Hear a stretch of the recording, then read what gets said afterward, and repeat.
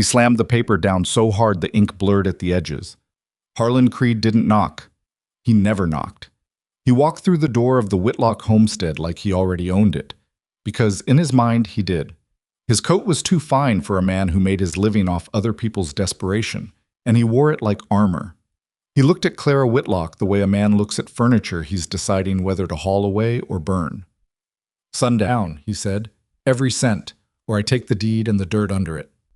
Clara didn't flinch, but her hands, hidden behind her back, were trembling.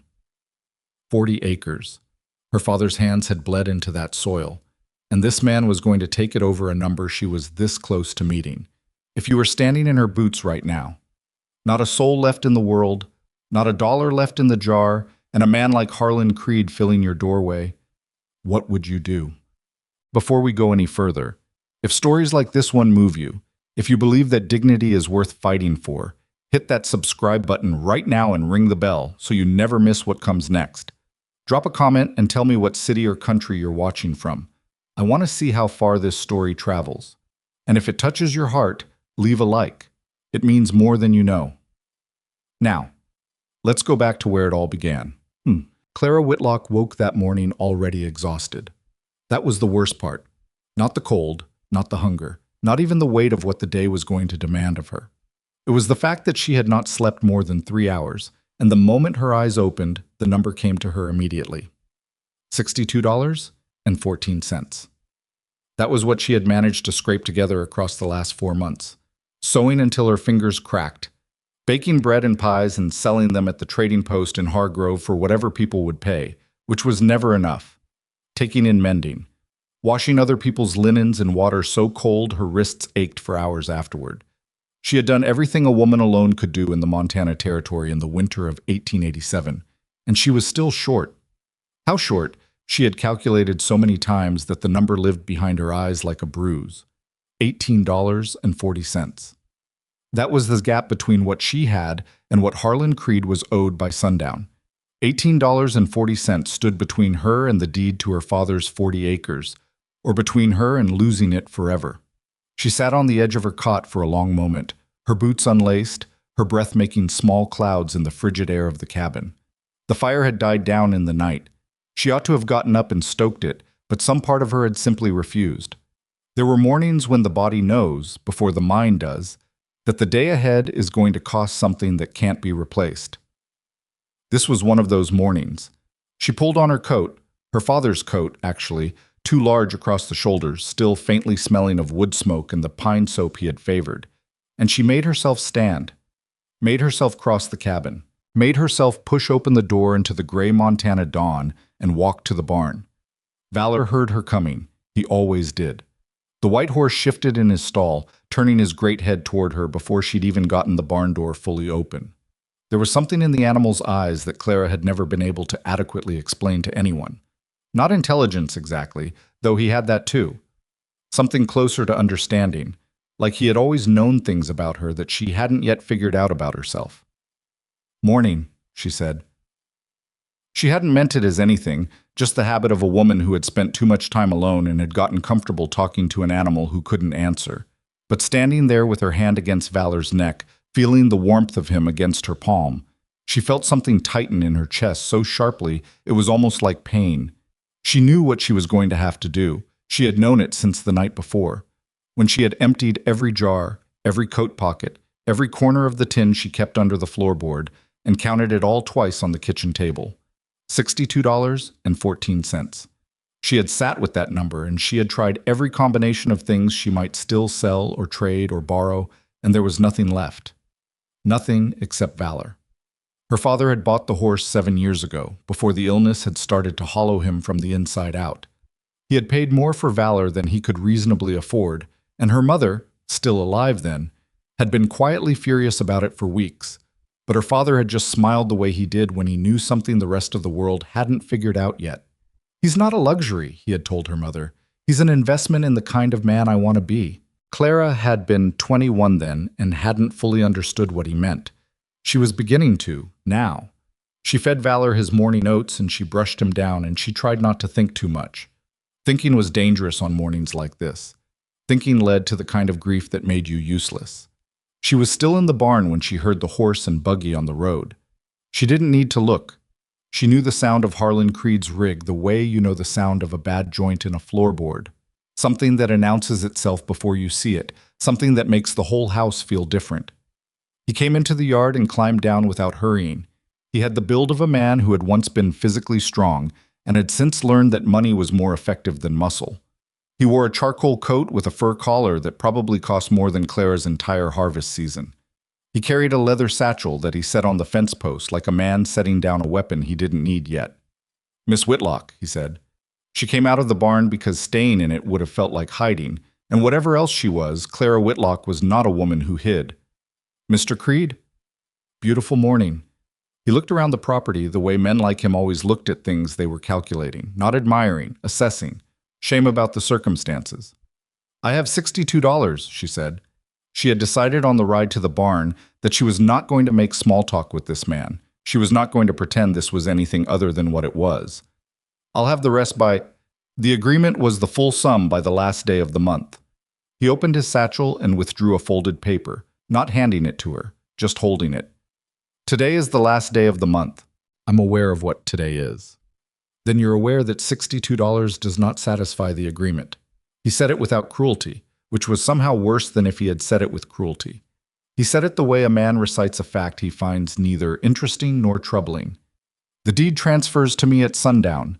Those are the terms your father signed." Something moved through Clara's chest. Not grief, not rage, but a combination of the two that had no clean name. Her father had signed that agreement when he was sick and frightened and trying to buy time for a harvest that had ultimately failed. He had not signed it because he trusted Harlan Creed. He had signed it because there was nothing else left to sign. "My father is dead," she said. "I'm aware of that too." Creed tucked the paper back into his satchel. "I'm not an unreasonable man, Miss Whitlock, but a contract is a contract. Give me 3 more days." He looked at her then, really looked at her, for the first time since he'd arrived. Clara had the uncomfortable sense that he was weighing something, and that whatever he was weighing had nothing to do with money. "I don't see what 3 days changes," he said. "3 days gives me time to find what I'm short."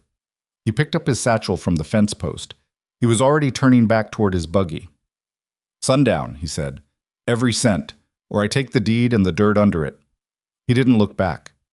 Clara stood in the yard and listened to his rig until she couldn't hear it anymore. The cold had gotten into her fingers while she was talking to him, and she hadn't noticed.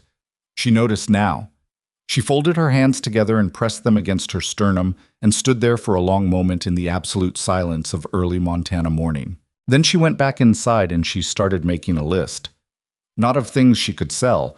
She had already made that list many times. This was a different kind of list. This was the list her father had given her in the last weeks of his life when the fever was coming and going and taking a little more of him each time it went. He had made her write down names, people he trusted, people he said would do right by her if she ever needed it. Most of the names on that list had already been crossed off. Some had moved on. 1 had died. 2 had been willing to help but didn't have what she needed. She was down to the last name, Silas Mercer. She had heard the name her whole life, the way you hear the name of a neighbor's neighbor. Someone real but distant, someone who occupied the edge of your known world without ever quite entering it.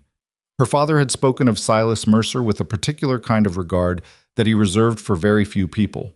Not reverence exactly, more like a quiet recognition, one man seeing in another the things that mattered. "He always does what's right," her father had said, in one of his last clear conversations. "I don't mean he's perfect. I mean he knows the difference, and he chooses accordingly." Clara had written it down at the time. She had not known then that she would need it. She knew now. She spent 20 minutes getting Valor ready, moving with the kind of deliberate calm that is not the absence of emotion but its opposite, a cage built around feeling so that you can still function. She checked his shoes. She checked the saddle. She checked that the bridle sat right. She did all of it with her hands and let her mind go quiet. Before she mounted, she stood beside him with her forehead against his neck for just a moment. Just one moment. She let herself have that. "All right," she said, to herself as much as to him. The Mercer Ranch was 4 miles east, which was close enough to walk on a good day and far enough in the winter cold to feel like a reckoning. Clara rode at a steady pace, not pushing Valor but not letting him slow either. She kept her mind on the practical. What she would say, how she would say it, what she was offering, and what she needed in return. She had decided she would not beg. She would not present herself as desperate even though she was. She would make him a fair offer for a good horse, collect what she was owed, and ride back to Hargrove with enough to clear her debt. She had it planned out very cleanly in her head. That was the thing about plans. They work beautifully right up until they meet another person. She saw the Mercer Ranch from half a mile out, and even at that distance it was different from what she'd expected. She had imagined something grand, the kind of spread that broadcast its own importance. What she saw instead was a working ranch, vast in scale, but worn in the way of things that have been used rather than displayed. Fences that needed paint but were structurally sound. Buildings that were functional rather than showy. Horses in the near pasture, half a dozen of them, moving with the particular unhurried energy of animals that are well fed and well kept. A man was at the fence when she rode in. He was standing with his back to her, one boot on the lowest fence rail, looking at the horses in the pasture. I was tall. She registered that first, and then the fact that his coat was not nearly fine enough for the cold, which meant he had probably come outside in a hurry, or was the kind of man who didn't notice temperature when he was thinking. He had dark hair going gray at the edges, and he was absolutely still in the way that people are still when they are paying close attention to something.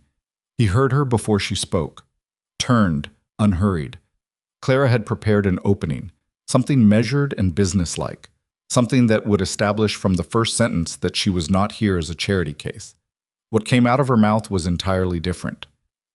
"My name is Clara Whitlock," she said. "My father was Joseph Whitlock. He told me if I ever needed to sell my horse, I should bring him to you." Silas Mercer looked at Valor for a moment, and then he looked at Clara, and something moved across his face that she couldn't quite read. Not pity. She was watching for pity and would have turned and ridden away from it. Not calculation either, something more complicated than either. "You'd be Joseph's daughter," he said. It wasn't a question. "Yes." He was quiet for a moment. Not the silence of a man deciding whether to engage. The silence of a man who already knows the shape of something and is figuring out how to respond to it honestly. "Your father was a good man," he said. "I know." "He talked about you." Silas glanced at Valor again. "He talked about that horse too." Another pause. "What are you asking for him?" And here was where Clara's plan had always been precise. She would name a fair number, accept what was offered, and leave with her dignity intact. But looking at Valor, standing there patient and white in the gray morning light, ears forward, completely trusting, she heard the number die somewhere between her chest and her mouth. She had not known, until this exact moment, how much it was going to cost her. Not the money. The other thing. "Whatever is fair," she said, and her voice was almost steady. "I just need $18.40 by sundown." Silas Mercer looked at her for a long moment. Then he looked at the horse. Then he looked back at her, and whatever calculation had been happening behind his eyes resolved into something she hadn't expected at all. "Why don't you come inside?" he said. "I don't need—" "Miss Whitlock."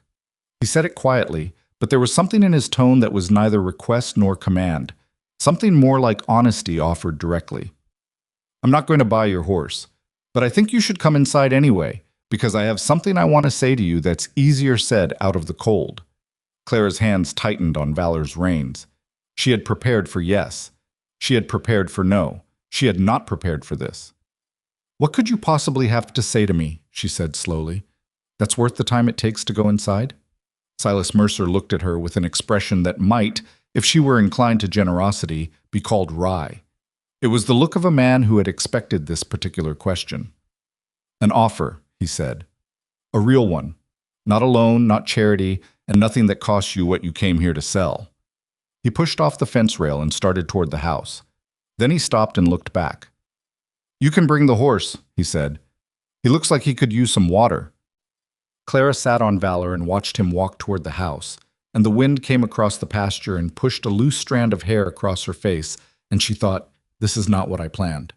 Then she got down from the horse and followed him anyway. Because whatever else her father had told her in those last weeks, one thing had been consistent. One thing he had said more than once, in different words, but always the same shape. Don't be so certain of what you need that you miss what's being offered. She hadn't understood it then either. She was starting to. The inside of the Mercer Ranch house was not what Clara had expected, and she had not expected much.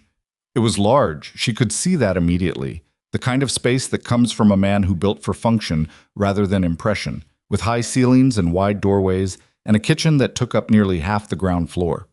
But large and orderly were two different things, and this room was emphatically the first without being anything close to the second. There were papers on every flat surface, ledgers stacked on the kitchen table, on the chairs, on what appeared to be a perfectly good sideboard that had been colonized entirely by receipts and invoices, and at least 3 different calendars, none of which appeared to be the current year. A coat hung from a nail that was clearly not a coat nail. 2 coffee cups sat on the windowsill, both empty, both forgotten. Clara stood in the doorway and took it all in without saying a word. Silas had gone to the stove and was doing something with a coffee pot that suggested he had done it 10,000 times and still wasn't entirely sure it was going to work. He didn't look at her. "Sit anywhere there's room," he said. "That narrows it considerably." He glanced back over his shoulder. Something shifted at the corner of his mouth. Not quite a smile, but the territory adjacent to one. "Fair point," he said. He moved a stack of ledgers off the nearest chair and set them on the floor, which did not meaningfully improve the situation. "There." Clara sat. She kept her coat on. She folded her hands in her lap and watched him pour coffee into 2 cups that he retrieved from a shelf rather than the windowsill, which she noted as a point in his favor. He set a cup in front of her and sat down across the table with his own. He didn't offer cream or sugar, which she suspected was because he wasn't sure where they were. For a moment, neither of them said anything. Outside, she could hear Valor moving in the yard where she'd tied him, the soft percussion of a hoof against frozen ground. "You said you had an offer," Clara said. "I do." "Then make it." He wrapped both hands around his coffee cup and looked at her with the directness of a man who has decided not to take the long way around something. "I need someone who can manage accounts," he said. "Not a bookkeeper exactly. More than that. Someone who can look at the whole picture, supplies, wages, what we're spending against what we're earning, where the waste is. I've got a good operation out there." He tilted his head toward the window and the pasture beyond it. "In here, it's a disaster." Clara looked at the room again. She didn't need to say anything. "I know," he said. "How long has it been like this?" He thought about it with the seriousness of a man who understood the question was more important than it sounded. "Since my wife passed," he said. 4 years. She kept the books. I knew she did it. I just never understood how much of it there was until it stopped getting done." The honesty of it landed differently than Clara had been prepared for. She had expected him to be evasive about the state of the place, or defensive, or to frame it as a temporary problem that someone of his stature had simply not gotten around to addressing. She had not expected plain admission. "What are you proposing exactly?" she said. "You come on as household manager and ranch accountant. I'll give you room and board, and I'll advance you the money you need for your payment today." He said it steadily, watching her face. "You pay it back from your wages over time, at no interest. You keep your farm, you keep your horse, and I get someone in here who knows which end of a ledger is which." Clara was quiet. She was not quiet because she was moved, or because she was grateful, or because she was already calculating how it might work. She was quiet because something in her had gone immediately and instinctively resistant in the way of a person who has learned, the hard way, that offers from strangers have weight attached to them that doesn't show up in the first sentence. "You don't know me," she said. "I know your father. My father is dead. I'm aware." He said it without flinching. "But I knew him for 15 years, and I know what he thought of you, and I know what he said about you, and that's more than I know about most people I hire after a proper interview." He paused. "He showed me a letter you wrote him once, about the household accounts, about a mistake in the feed costs that had been going uncorrected for 2 seasons. Clara went very still. "You were 23, Silas said. "He said you'd found it in half an hour when he'd had the same books for 2 months. She remembered the letter. She had not known her father had shared it with anyone. "That was a long time ago," she said. "Does that mean you've gotten worse at it?" She looked at him across the table. He was watching her with something she was still struggling to categorize. It was not the look of a man offering charity. It was not the look of a man trying to acquire something. It was closer, she thought, to the look of a man who has identified a problem and a solution and is waiting with moderate patience to see if the solution is willing to cooperate. "I'd want to see the books," she said. "Of course. Before I agree to anything, I want to see exactly what I'd be walking into." He stood up immediately, crossed to the sideboard, and returned with a ledger so thick that when he set it on the table between them, it made a sound like something defeated. He sat back down and pushed it toward her. "Knock yourself out," he said. Clara opened it. She had intended to look for 10 minutes, long enough to get a sense of the scope of the problem and decide if it was manageable. 20 minutes later, she was still turning pages, and the coffee in her cup had gone cold, and Silas had gotten up and refreshed his own and come back and sat down again without her registering any of it. The situation in the ledger was worse than the room had suggested, which was saying something. It wasn't fraudulent. She could see that right away. It was something almost more troubling than fraud. It was genuine chaos, the record-keeping of a capable man who had never been taught the system and had improvised one that worked just well enough to obscure how much was being lost.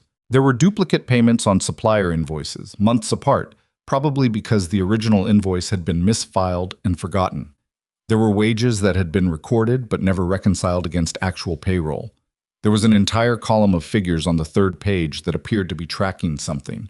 But what it was tracking shifted from entry to entry in a way that suggested whoever had made the entries had been working from memory rather than a consistent category. She turned to a page from the previous spring and stopped. "You paid for 300 pounds of oats in April," she said without looking up. "Sounds right. And then again in May. We go through a lot of, from the same supplier, same price per pound, 12 days apart." She turned the page. "There's no corresponding record of delivery for the second order." Silas was quiet for a moment. "What does that mean?" "It means either you paid twice for one delivery, or you paid for a second delivery that never came." She looked up at him. "Which supplier?" "Dunmore Feed out of Hargrove." "Do you still use them?" "Every month." Clara closed the ledger, not with the satisfaction of someone who has won an argument, but with the resignation of someone who has confirmed a suspicion they'd hoped was wrong. "How many years of books do you have like this?" "4, he said, again without evasiveness. "All 4 years since Eleanor passed." Clara thought about $18.40. She thought about Harlan Creed and his fur collar and his leather satchel.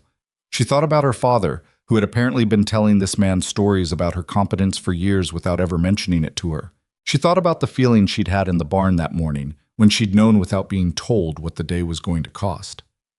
"I have conditions," she said. Something in Silas's posture shifted, not relaxation exactly, more like a man who has been waiting for the actual conversation to begin. "All right," he said. "I keep the deed to my property, in my name. That doesn't change." "I wouldn't expect it to." "The advance is a loan, not a gift. I'll pay it back in full. I'll want a written agreement." "Fair." "I need 1 day a week to ride back to my property and check on it. Non-negotiable." "Fine. And if at any point the arrangement isn't working for either of us, either one of us can end it with 30 days' notice. No obligation beyond that." He nodded. "Agreed." Clara looked at him for a moment. "You agreed to all of that very quickly."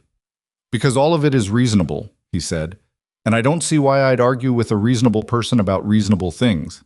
He paused. "I've got enough to argue with unreasonable people about. Keeps me busy." Clara did not smile. But something in her chest loosened, very slightly, in the way of a knot that has been tested and found, against all expectation, to be holding. "I'll need the $18.40 today," she said, "before sundown." Silas stood up. He went to a cabinet on the far wall, opened it, and came back with a small metal box. He counted out the money on the table between them, bills and coin, exact amount, and pushed it toward her without ceremony. "There's paper in the top drawer of the desk in the other room," he said, tilting his head toward a doorway. "If you want to write up the agreement before you go." Clara looked at the money on the table. $18.40. It was not a large sum. In the right hands, in better circumstances, it was an afternoon's business. Looking at it now, on this table, in this cluttered kitchen, it was the difference between everything and nothing. She picked it up and put it in her coat pocket. "I'll write the agreement," she said. She stayed another hour, long enough to draft terms in plain language that left no room for misinterpretation, and had both of them sign it. Silas had handwriting like a man who had learned it late and under duress. Large, slightly uneven letters that pressed too hard on the paper. Clara filed that detail away without quite knowing why. She rode back to Hargrove with the money in her pocket and the agreement folded into her coat, and she arrived at Harlan Creed's office with 40 minutes to spare before sundown. She set $80.54 on his desk, every cent she owed, not a penny more, and she watched him count it twice and write out her receipt and stamp the deed with the paid-in-full mark. And she took the deed from his hand without saying anything at all, because there was nothing she wanted to say to this man that she was willing to let herself say. She rode home in the dark. She put Valor in the barn and fed him and brushed him down and told him he wasn't going anywhere. And then she went inside and sat at the kitchen table with the deed in front of her, and she allowed herself, finally, to feel the full weight of what the day had been. She did not cry. She had not cried in a long time. But she sat there for a while, in the cold and the quiet, and she let herself understand what had just happened. Then she got up and started packing. She arrived at the Mercer Ranch the following morning with one bag and a list she had made the night before. The list was not of personal items. It was of questions, things she needed to understand about the operation before she could begin to address the accounts systematically. She had organized them by category: suppliers, payroll, inventory tracking, seasonal expenditures, outstanding debts. Silas was already up when she arrived. He met her in the yard with a coffee cup in his hand and the look of a man who has been awake for a while. "You made a list," he said, looking at the paper in her hand. "Several," she said. He looked at her for a moment. "You want to start with the worst of it or work your way up?" "The worst," she said. "Always start with the worst, otherwise you spend the whole time dreading it." He nodded. "Coffee first." "Coffee first," she agreed. The first week was a revelation, and not always a comfortable one. Clara had known the books were a problem. She had not known the books were that kind of problem. The deeper she went, the more she found, not malice, not theft, just the quiet accumulation of 4 years' worth of small errors that had compounded into something genuinely damaging. She found the duplicate payment to Dunmore Feed, which turned out to be not $12 but $36, because it had happened 3 separate times. She found a wage discrepancy in the hired hand's records that suggested 2 men had been paid for days they hadn't worked, not because they were dishonest, but because nobody had been tracking the timesheets against the payroll. She found a supplier contract for winter hay that had auto-renewed at a rate 15% higher than the going price, because no one had renegotiated it in 4 years. She did not bring these things to Silas as accusations. She brought them as facts, in the same tone she would have used to report that a fence post was loose or a hinge was rusting. "This is what is happening. Here is what it is costing you. Here is what we can do about it." He listened. He asked good questions. When she told him about the hay contract, he was quiet for a long moment, and then he said, "Eleanor used to handle the supplier negotiations." And there was something in the way he said it that told Clara this was not a simple thing for him. "I can handle them," she said. "I know you can." She renegotiated the hay contract at the end of that first week. The supplier, a man named Aldridge who operated out of a town 40 miles north, had tried initially to treat her like someone's wife coming to inquire about a bill. She had set the current market rates on his desk and asked him to explain the discrepancy, and the negotiation had been fairly brief after that. When she told Silas what the new rate was, he looked at the number for a moment. "That's 18% lower than what we were paying." 17.5, she said. "But yes." He looked up from the paper. "Eleanor would have liked you," he said. Clara didn't know what to do with that, so she said nothing and went back to the accounts. The ranch hands were a separate education entirely. There were 6 of them, ranging in age from 19 to somewhere north of 50, and they had established, in the absence of any organizational authority indoors, a collective understanding that the ranch ran on the land and not in any building. They were not hostile to Clara, exactly. They were watchful. She could feel their assessment of her every time she passed through the yard or appeared in the barn. Not threatening. More like a group of men deciding, in real time, whether to update their understanding of how things worked. The one she had to win was a man called Hatch. Ed Hatch was the senior hand. He was somewhere in his mid-50s, broad across the shoulders, with the weathered face of a man who had been working outdoors since he was old enough to carry a bucket. He had been with Silas for 11 years, and he ran the day-to-day operations of the ranch with the competence of someone who has done a thing so long that he no longer has to think about it. He was efficient and experienced and completely convinced that whoever was managing the books indoors was at best irrelevant and at worst a hazard. He made this clear without ever saying it directly, which Clara found more exhausting than if he'd simply said it. The confrontation, when it came, arrived over a feed order. Clara had identified that the current arrangement for purchasing supplemental grain was inefficient. They were placing small orders through a middleman in Hargrove when they could be purchasing directly from the mill in quantity at a significantly lower per-pound cost. She had put together the numbers, presented them to Silas, and he had said do it. She had then passed the new arrangement to Hatch because the feed orders fell under his daily operations. He came to find her in the kitchen the following afternoon. "I put this Hargrove order in this morning," he said. Clara looked up from the ledger. "I canceled that order last week," she said. "We're going direct to the mill now. I left a note with the new contact and the pricing." "I saw your note." "Then, I've been handling feed orders for 11 years, he said. "Through the old Hargrove arrangement. I know that supplier. I know how he works. I know that when we have a problem, he fixes it without arguing." He paused. "I don't know this mill." Clara set her pen down. She looked at him steadily and without heat. "We're saving $40 a month," she said. "That's $480 a year. After 4 years, that's almost $2,000 that has been spent on the convenience of a relationship." Hatch was quiet. "I'm not saying the relationship wasn't valuable," Clara said. "I'm saying the difference in price is real money. Real money that goes toward wages, toward equipment, toward keeping this operation solvent." She paused. "If the mill gives us trouble, we'll know within the first month and we'll reassess. But we don't know that yet." He looked at her for a long moment. She could see him weighing it, not just the specific argument, but the larger question underneath it, the one neither of them had said out loud. "All right," he said finally. He didn't say it warmly, but he said it. He left without further comment.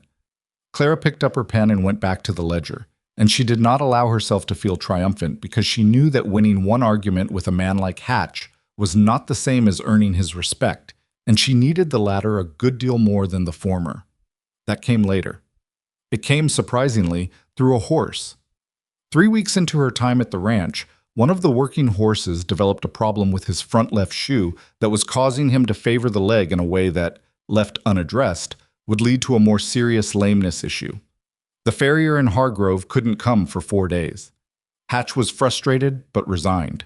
Clara, who had grown up watching her father handle his own horses and had learned things out of necessity that women in different circumstances learned from no one, asked if there was a proper kit on the property. There was. She used it. She was not a farrier. She did not pretend to be one.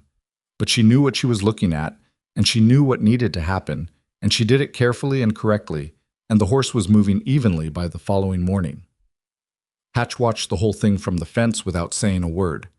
The next day he brought her coffee without being asked. He set it on the fence post beside her and said, "My wife used to shoe her own horses. Said it was too expensive to wait on someone else for something she could do herself." "Smart woman," Clara said. She was. He picked up his own cup. "Where'd you learn?" "My father." He nodded.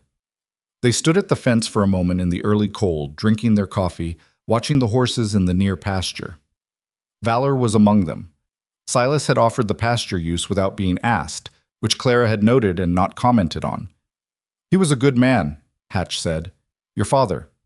"I met him twice, years back." Clara looked at him. "You never said that." "No," he agreed. He said it without apology. She looked back at the pasture. "He was," she said. "Complicated, but good." Hatch made a sound that wasn't quite agreement and wasn't quite argument, but fell somewhere between the two, in the territory of someone who understands that those two words together are the most honest description of most people worth knowing. It was Silas, though, who was hardest to read. He was present without being intrusive. He asked about her progress without hovering over it.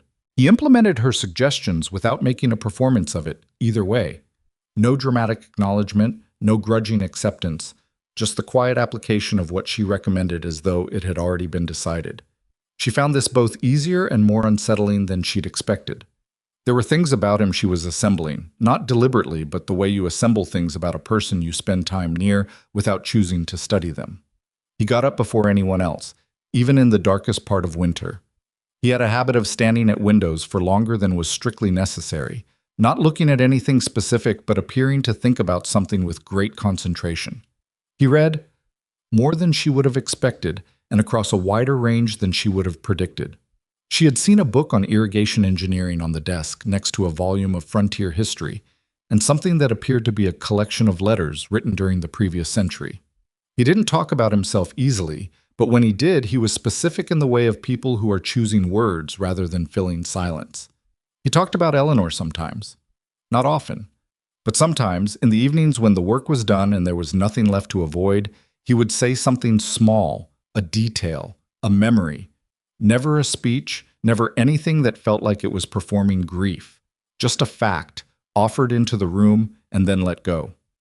Clara understood this in the way you understand something you have no good reason to understand, which is the worst kind of understanding because you can't explain it to yourself and therefore can't defend yourself against it. She had come here to do a job. She was doing the job. The job was what it was, and she was good at it, and that was as far as she was willing to let her thinking go. This was easier on some days than others. The evening that complicated things was a Tuesday, which she thought afterward was a very ordinary day for extraordinary things to happen.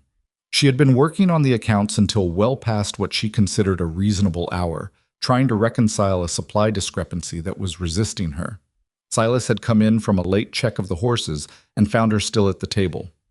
"Go to sleep," he said. "In a minute." He looked at what she was working on. He pulled out the chair across from her and sat down, and she didn't say anything because there was only so many times you could tell a man what to do in his own house. "What's the problem?" he said. She explained it.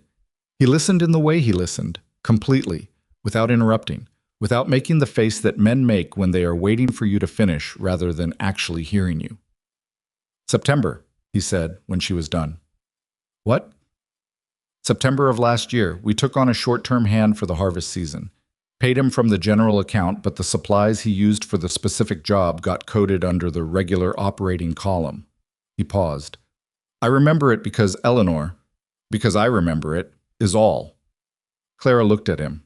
He was looking at the ledger, not at her. His jaw had tightened very slightly, the way it did when he had said something he hadn't entirely planned to say. "You were going to say something else," she said. "It doesn't matter." "It might, for the accounts."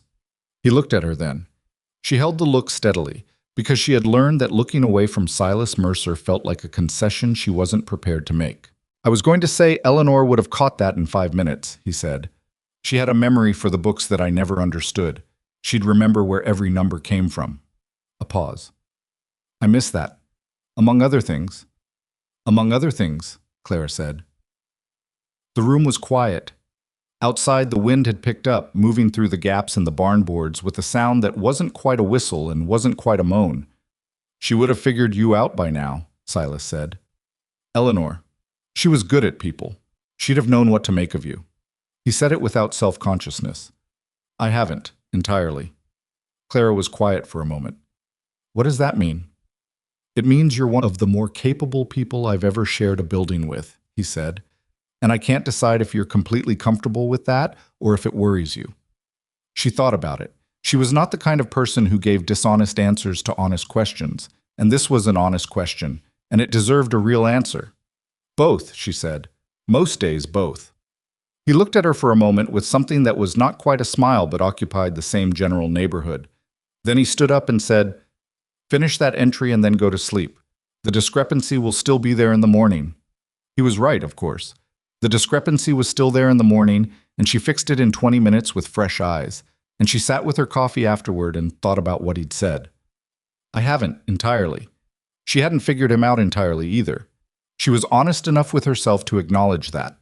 She was also honest enough to acknowledge that there was a difference between things you don't understand yet and things you're avoiding understanding. She filed that thought under things to deal with later, where she kept all the thoughts she wasn't ready for. Outside, she could hear Hatch calling to the hands about something in the far pasture, and Valor's hooves in the yard, and the ordinary working sounds of a ranch that was, by every measure she could apply to it, in substantially better shape than it had been 5 weeks ago. She picked up her pen. She turned to the next page. There was still a great deal of work to do. What she did not know yet, what neither of them knew yet, was that the real work had almost nothing to do with the books. The snow came early that year, It arrived the second week of November without the usual warning signs. No gradual drop in temperature, no slow graying of the sky over several days. It simply came, overnight, as though the season had made a decision and seen no reason to announce it. Clara woke to 8 inches on the ground and more still falling, and she stood at the kitchen window with her coffee and looked at the yard and the pasture and the road that connected the Mercer Ranch to the rest of the world. And she understood, with the particular clarity that comes from having grown up in Montana, that she was not going to be riding back to her property this week. She had known this was a possibility. Winter on the frontier was not a negotiation. It arrived when it arrived, and it stayed as long as it wanted, and the people who survived it were the ones who had stopped expecting it to behave according to their preferences. What she had not fully prepared herself for was what it meant in practical terms. Not just the roads, not just the cold, but the proximity. The enforced, unavoidable, day-after-day proximity of living and working inside the same walls as Silas Mercer when there was nowhere else to go and nothing outside worth going to. She had been managing it up until the snow. She had been managing it the way you manage a fire in a room that is slightly too warm, by keeping herself oriented toward the work, by maintaining the professional distance she had built deliberately and defended consistently, by reminding herself, when necessary, that she was here to do a job and the job was what mattered. The snow made this harder. It made it harder because the days got shorter and the evenings got longer, and there was only so much work even she could find in a single evening. And at some point the lamp was burning and the books were closed, and there was nothing left between her and the fact that she was sitting across a table from a man she was becoming dangerously interested in understanding. She did not say any of this out loud. She was not a woman who said things out loud before she had fully understood them herself, and she was not yet certain she understood this. She filed it under the same category as the thought from several weeks ago, things to deal with later, and added more items to that file with a frequency that was beginning to concern her. The first week of the snow passed in a kind of suspended rhythm. Clara maintained the books. Hatch managed the hands and the livestock with the grim efficiency of a man who had wintered in Montana too many times to be surprised by it. The horses were brought into the barn in rotation to keep them from standing in the cold. Clara reorganized the supply inventory to account for what they had versus what they would need if the roads stayed closed for a month, which was not an unlikely outcome. She presented the inventory assessment to Silas on a Thursday evening. He read through it without interrupting, which she had come to recognize as his default mode for receiving information he considered important. He turned the pages with the careful attention of a man who understood that the numbers meant something beyond the numbers, that they were a translation of real conditions into language he could act on. "We're short on salt," he said, "by about 30 pounds against a hard winter, which this appears to be. Hatch's brother-in-law has a trading post 8 miles south. He might have some put back." He set the paper down. "I'll send 2 of the men tomorrow morning if it clears enough."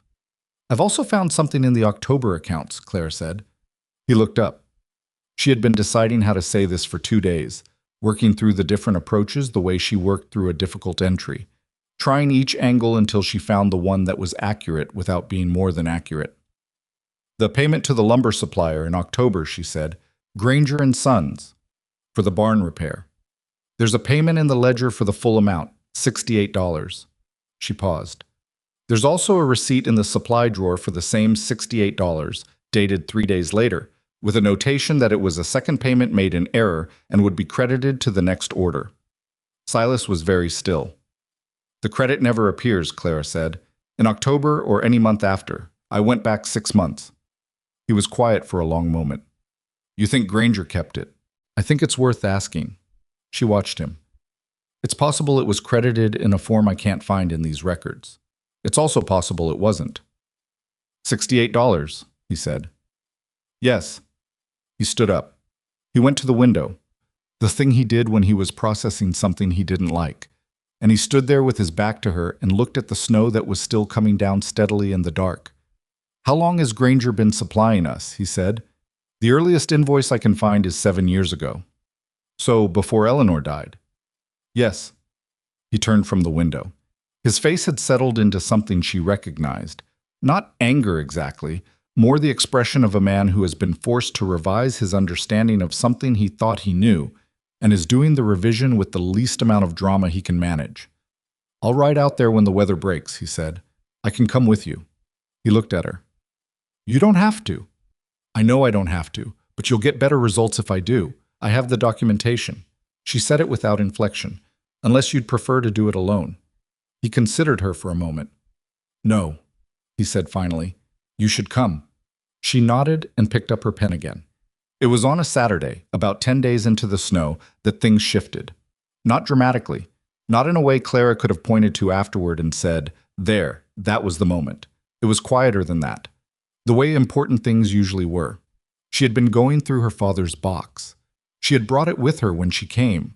A small wooden box, pine, that he had built himself and used to keep documents and letters and a few small objects that mattered to him. She had not opened it since his death. She had carried it with her the way you carry certain things, not because you are ready to deal with them, but because you cannot leave them behind. She opened it that Saturday evening because she was alone in the kitchen and the snow was still falling, and something in the quality of the silence made her think she could bear it. Most of what was inside was what she expected. The deed to his property, her property now. A letter from her mother, from years before Clara was born, written in handwriting she recognized from her own childhood and felt like a small wound to look at. A photograph. A small folded piece of paper that turned out to be a drawing. A child's drawing, her own. A horse and a stick figure that must have been her father, though the proportions were generous. And then, at the bottom, something she had not expected. A letter, addressed to her father in handwriting she did not recognize. The date on it was 4 years ago. She looked at the signature at the bottom. Silas Mercer. She sat with it for a moment before she read it. Not because she thought she shouldn't. Her father was gone, and whatever privacy had attached to his correspondence had gone with him, but because she was aware that whatever was in this letter might change something, and she wanted one more second of not knowing. She read it. It was not a long letter. Silas was not, she was learning, a man given to unnecessary length. It was 3 paragraphs. The first expressed condolence for her father's illness and asked after his condition. The second discussed a practical matter about shared water rights on the border of their properties. And the third was the one that sat in her chest like a coal. Joseph, I know you worry about her. I know that's the thing that keeps you up more than the illness does. For what it's worth, which may not be much, I want you to know that if she ever finds herself in a hard place, I will not be the kind of neighbor who looks the other way. You have my word on that, for whatever you believe my word is worth. I have always believed it is worth something. She folded the letter carefully and set it on the table in front of her. She sat there for a long time. She was still sitting there when Silas came in from checking the horses. He came through the back door with snow on his coat and cold coming off him in waves, and he was starting to say something about the temperature in the barn when he stopped. He looked at her. Then he looked at the letter on the table, then back at her. That's your handwriting on the outside, she said. He was very still. My father kept it, she said. I found it just now. He crossed the room and sat down. He did not reach for the letter. He did not look at it. He looked at her. He asked me not to tell you about it, Silas said. He said you'd refuse the help if you knew it had been arranged. Clara absorbed this. She absorbed it the way you absorb a blow you didn't entirely see coming. Not with surprise exactly, because some part of you had felt it in the air, but with the full physical weight of it landing. He asked you, she said. He asked you to watch out for me. He didn't use those words. What words did he use? Silas was quiet for a moment. He was looking at her with the directness that had unnerved her from the first day. The look of a man who had decided not to soften things. He said, she's going to make it harder on herself than it needs to be, and she'll need someone with the patience to let her do it her way and still be there when she comes around. He paused. His words. Clara looked at the wall. There was a crack in the plaster there, not large, that she had noted when she first arrived and had been meaning to mention to Silas because it needed to be addressed before the freeze made it worse. She had not mentioned it yet. She was looking at it now because looking at it was easier than looking at Silas. He knew, she said. He knew what was going to happen. He hoped, Silas said. He didn't know. He was a man who hoped for things and then did what he could to make conditions favorable. He sent me to you. He trusted that if you came to me, I'd have the sense to make you a fair offer rather than a charity. A pause.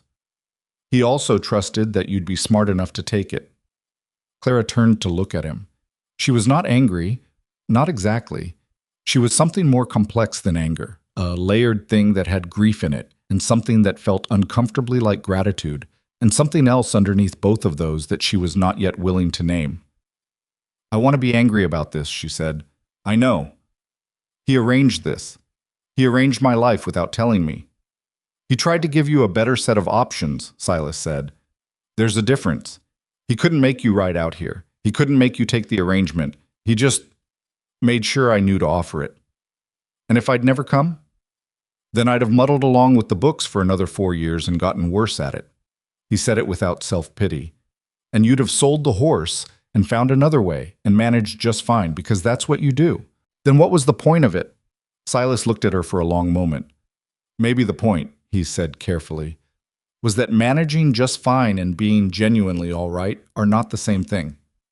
The room was very quiet. The snow was still falling outside. She could hear it, or thought she could, though she knew rationally that falling snow made no sound. It was something else she was hearing, the quality of the silence, the way it had changed. I'm not sure how to feel about this, she said. You don't have to decide tonight. I'm aware of that, she said, with more edge than she intended. She pulled the letter toward her and folded it again and held it in both hands.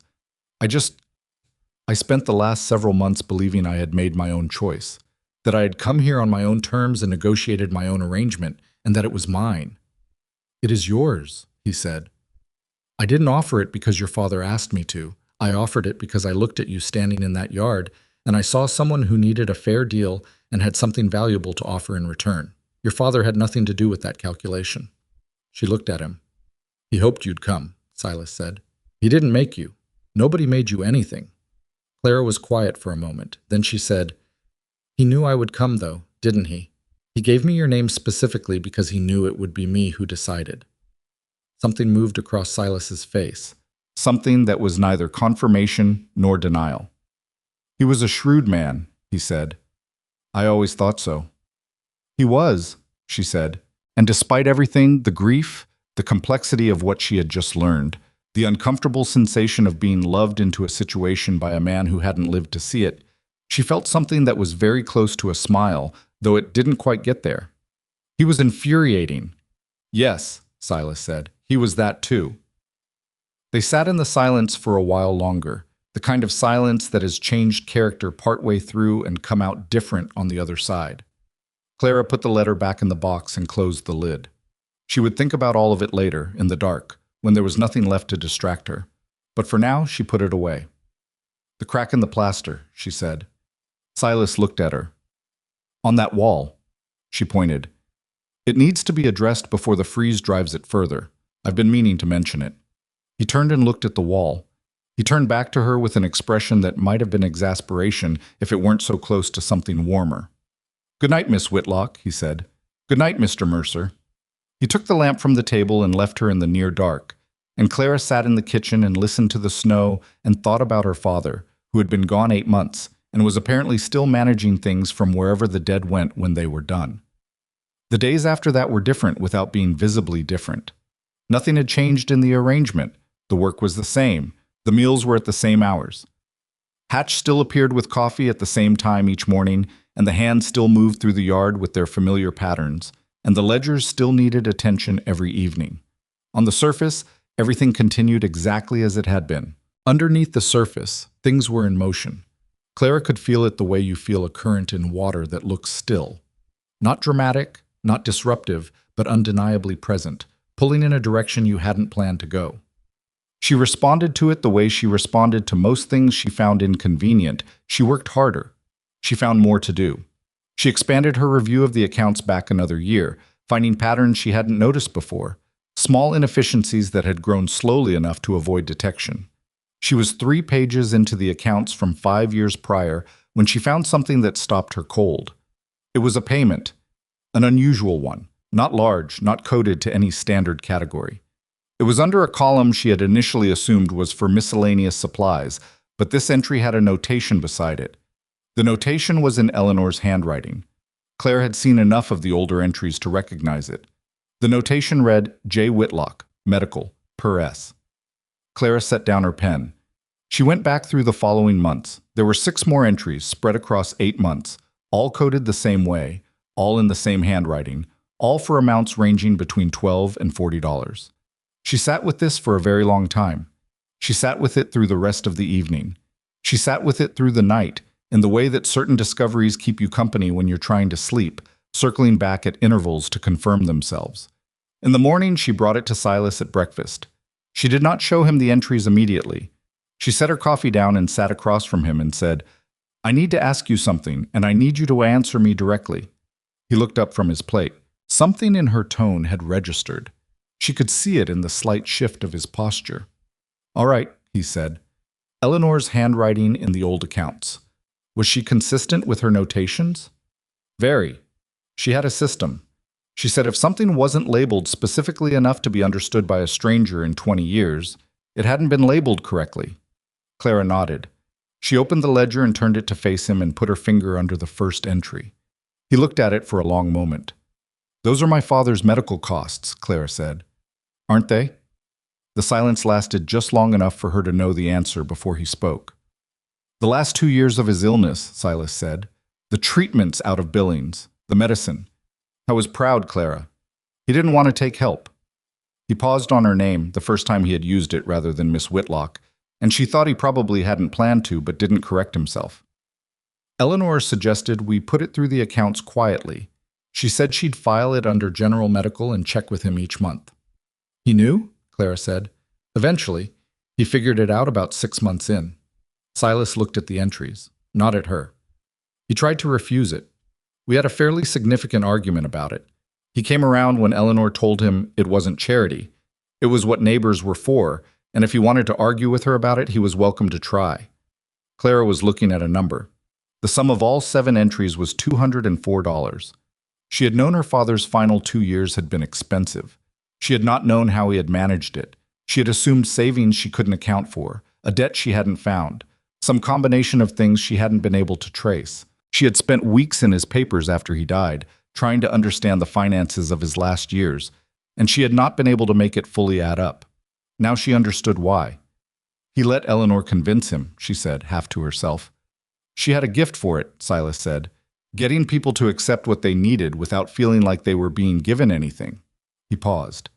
She liked your father, said he reminded her of her own father, stubborn in exactly the right ways. Clara looked up at him. She did not trust herself to speak for a moment, which was unusual for her. She was not a woman who lost her voice. She was losing it now, or something close to that. Not grief, though grief was part of it, but a bigger feeling that didn't have a clean name. Her father had been loved by people she hadn't known about. Her father had accepted help from people he'd never told her about. Her father had spent his last 2 years knowing that there were hands holding things up that she couldn't see. She had thought he died alone, in the practical sense. She understood now that he hadn't. Why didn't he tell me? She said. It was not quite a question. Because you'd have wanted to pay it back, Silas said. And he didn't want you starting out with a debt that wasn't yours to carry. It was his debt. He didn't see it as a debt. Something in Silas's voice had changed, quieter, careful. He said we'd given him peace of mind. He said that wasn't something you could put on a ledger. Clara pressed her hands flat on the table. She was doing the thing she did when she needed to stay level, finding a surface, applying pressure, reminding herself of where she was. I want to pay it back, she said. Clara, I want to pay it back, she said again. Not because I don't understand what it was given as, but because I want to, because it matters to me. She looked at him steadily. Can you understand that? He looked at her for a moment. Yes, he said. I can. I'll add it to my account, on top of the $18. You don't, Silas. It was the first time she had used his name without the formality attached, and she felt it register between them the same way his use of hers had. Let me do this. He was quiet. He looked at her with the complicated expression of a man who is being told something he disagrees with and is deciding whether the disagreement is worth the conversation it would take. All right, he said. Outside, the snow had finally stopped. Clara became aware of this the way you become aware of a sound that has been present so long that its absence is more noticeable than its presence. A sudden stillness, a different quality of light through the window. She looked outside. The world was white and flat and enormously bright under a sky that had cleared overnight to a hard, cold blue. "The roads might be passable in a day or two," Silas said, following her gaze. "I'll want to ride out to my property," she said.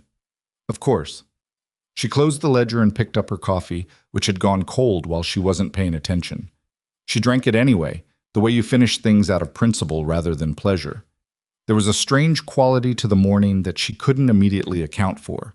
Not lightness, not peace, but something in that direction. As though something she had been carrying at an odd angle had been shifted to a better position, not set down entirely but redistributed so that the weight of it was more evenly borne. She thought about her father. She thought about Eleanor Mercer, who she had never met, and who had apparently kept careful track of her father's medicine costs, and argued him into accepting help with a gift for it that Silas still described with a particular kind of reverence. She thought about the letter at the bottom of the box, and the drawing of the horse, and the 7 ledger entries in handwriting she now recognized. She thought about how much of her life had been shaped by people who were no longer in it. Then she thought about the road report she needed to prepare for the 3 ranches south of Hargrove that had expressed interest in her services for the spring season.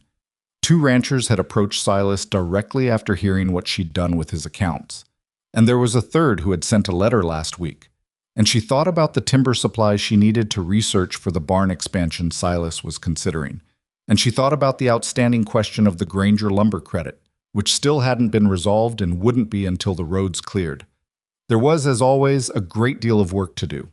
She pulled out a fresh sheet of paper and picked up her pen. She had been at it for perhaps 20 minutes when Silas came back from the barn and set a fresh cup of coffee next to her without being asked, without saying anything, without disrupting what she was doing. She did not look up, but she noticed. She noticed in the way she was noticing more and more things, with a precision she couldn't entirely explain and a frequency that was becoming difficult to ignore. The days continued. The roads cleared, partially, enough for Silas and Clara to make the ride out to Granger's lumber operation, where the confrontation played out much as Clara had anticipated. She laid the documentation on the man's desk. She did not accuse. She asked, in the precise language of someone who has already done the arithmetic and is simply waiting for confirmation, whether he had a record of applying the $68 credit to any subsequent Mercer account. Granger was a man in his 60s with the ruddy complexion of someone who worked outdoors and the careful eyes of someone who worked with numbers. He went through his own records with a thoroughness that Clara noted was either entirely genuine or a very good performance of it, and at the end he said that it appeared the credit had been entered on his books but never applied to the invoice, which was an error on his part, and he would issue a payment immediately. He issued it before they left. Riding back in the cold, Clara felt Silas look at her from the corner of her eye. "What?" she said. "Nothing." A pause. "He didn't fight you at all." He knew he was wrong. People generally don't fight when they know they're wrong and the other person has the paperwork. I've seen plenty of people fight when they know they're wrong and the other person has the paperwork. Then they were fighting about something other than the paperwork, she said. He was quiet for a moment. Then he made a sound that was not quite a laugh but was in its vicinity. A short exhale through the nose, the sound of a man who finds something genuinely, rather than performatively, amusing. Clara kept her eyes on the road. The 3 weeks that followed were, in terms of the ranch's operation, the most productive since Clara had arrived. The Granger credit resolved. The salt order that had gone south with the 2 hands came back successful, 35 pounds of it, which Clara logged with the satisfaction of a woman who does not take small victories for granted. 2 of the supplier contracts came up for renewal, and she renegotiated both, one with ease and one with considerable difficulty, but ultimately in their favor. She sent the first of several reports to the 2 interested ranchers south of Hargrove and received positive responses from both. The external work was going well. The internal situation was more complicated. She had not forgotten what she'd found in her father's box. She had not forgotten the letter or the ledger entries or the conversation at the kitchen table. She had added those things to the file she kept in the back of her mind, the one labeled things to deal with later, and that file was getting heavy in a way that files do when they have been deferred too long. She was aware, in the specific and uncomfortable way of a person who is very good at analyzing external situations and considerably less practiced at analyzing internal ones, that something had changed in how she experienced the hours she spent with Silas. Not in what they discussed, That was still the ranch, still the accounts, still the practical logistics of a large working operation in a difficult winter. But in the texture of it, the way a silence was no longer neutral, the way she had started, without deciding to anticipate the particular sound of him coming in from the barn each evening. She dealt with this the way she dealt with most things she didn't know how to fix immediately. She did not deal with it at all. She worked. She kept the books. She got up early and stayed up late, and she maintained the professional distance she had constructed in the first weeks and told herself it was still intact, which was mostly true and partly a lie. And she knew the difference and filed that knowledge away as well.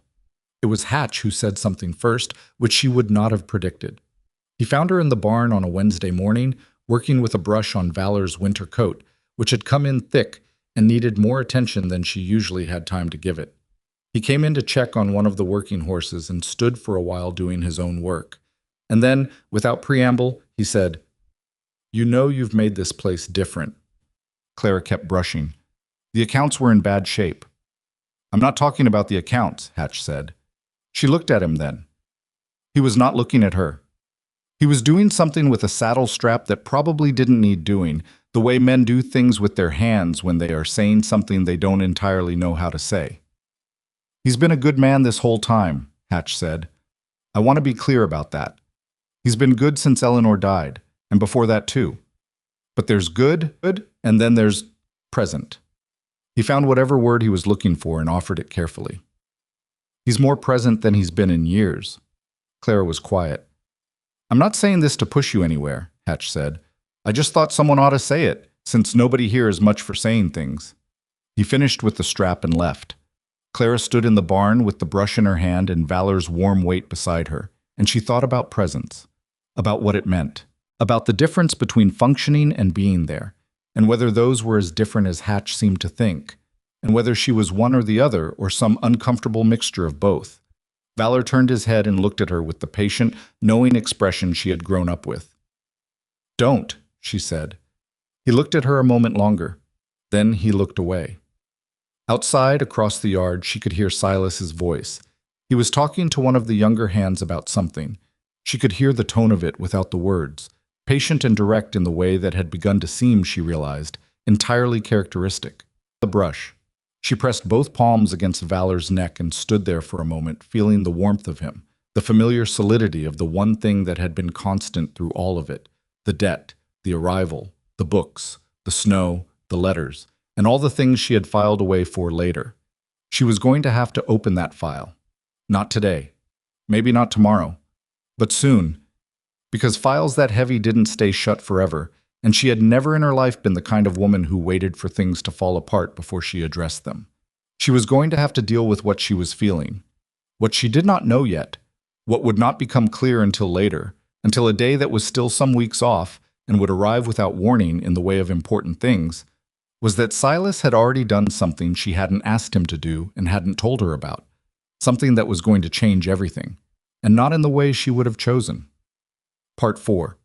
Louis.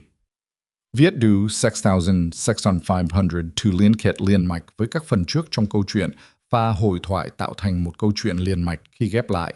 Mỗi fan liền match voi phần trước, không giới thiệu lại câu chuyện ở đầu phần mới, liên kết các phần của câu chuyện một cách liền mạch.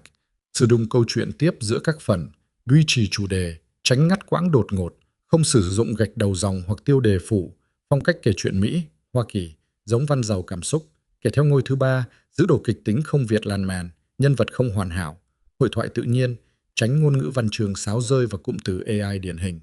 Viết như nhà văn chuyên nghiệp, không như AI cố gắng nghe sang. Có yếu tố con người, cầm miêu tả qua mượt mà và hoàn hảo, kết thúc phần không giới thiệu phần sau. Câu chuyện không nhắc đến Chúa. Lưu ý trả lời trong mục tin nhắn không nhảy sang document, chi đàn bắt buộc, không được xuất hiện trong nội dung truyền. Đây là một câu chuyện điện ảnh hoàn toàn hư cấu được tạo ra chỉ nhằm mục đích giải trí, không đề cập hay ngụ ý rằng nó dựa trên sự kiện có thật, người thật hoặc câu chuyện có thật. Không sử dụng các cụm từ như dựa trên một câu chuyện có thật, theo ghi chép hoặc bất cứ điều gì tương tự. Tất cả các nhân vật, địa điểm, tổ chức và sự kiện phải hoàn toàn hư cấu. Lưu ý đặc biệt quan trọng. Nếu đạt đến giới hạn trả lời, không được dụng giữa câu hay viết nốt câu đó hoàn chỉnh không mở rộng nội dung. Show more. She found out on a Tuesday. It was the kind of Tuesday that gave no warning. Clear sky, cold but manageable, the particular quality of winter light that made the snow look almost blue in the early morning. Clara had ridden out to her property the previous day, her first visit in nearly 3 weeks, and found it intact, the cabin holding against the cold with the stubbornness of something built by a man who understood Montana winters and refused to make concessions to them. She had walked the fence line, checked the barn, broken the ice in the water trough, and stood for a while looking at the 40 acres with the feeling she always had when she came back. Not quite grief, not quite pride, but something that lived between the two. She had ridden back to the Mercer Ranch in the early afternoon and gone straight to the accounts, because there was always something to go back to in the accounts. It was while she was reviewing the December correspondence, a stack of letters and invoices that had accumulated during the heaviest stretch of the snow, that she found the receipt. It was folded into a letter from the Hargrove Land Office, routine correspondence about a survey filing that she had been expecting to see. She almost put it aside without reading it. The corner of a second paper slid out from beneath the letter, and she caught it from reflex, and she unfolded it, and she read it. It was a payment receipt, dated December 3rd, issued by the Hargrove Land Office to one Silas J. Mercer in the amount of $41.20. The notation on the receipt was brief and entirely clear. Settlement of remaining balance. Whitlock property loan, per account Creed. H. Clara read it twice. She set it down on the table and looked at it from a slight distance, as though the extra few inches might change what it said. It did not change what it said. $41.20. She had done the arithmetic so many times in her own head that she could do it now without effort. $18.40 had been the original advance. She had been paying it back in careful increments from her wages since the day she arrived, and her current remaining balance, which she tracked in her own ledger, separate from the ranch accounts, because it was personal and she kept personal things separate, was $41.20, had been $41.20. Silas had paid it off. Sometime in the first week of December, while the snow was at its worst and the roads were barely passable, he had apparently ridden into Hargrove and paid the remainder of her debt without telling her, without asking her, without a word, not then, and not in the 3 weeks since. Clara sat very still.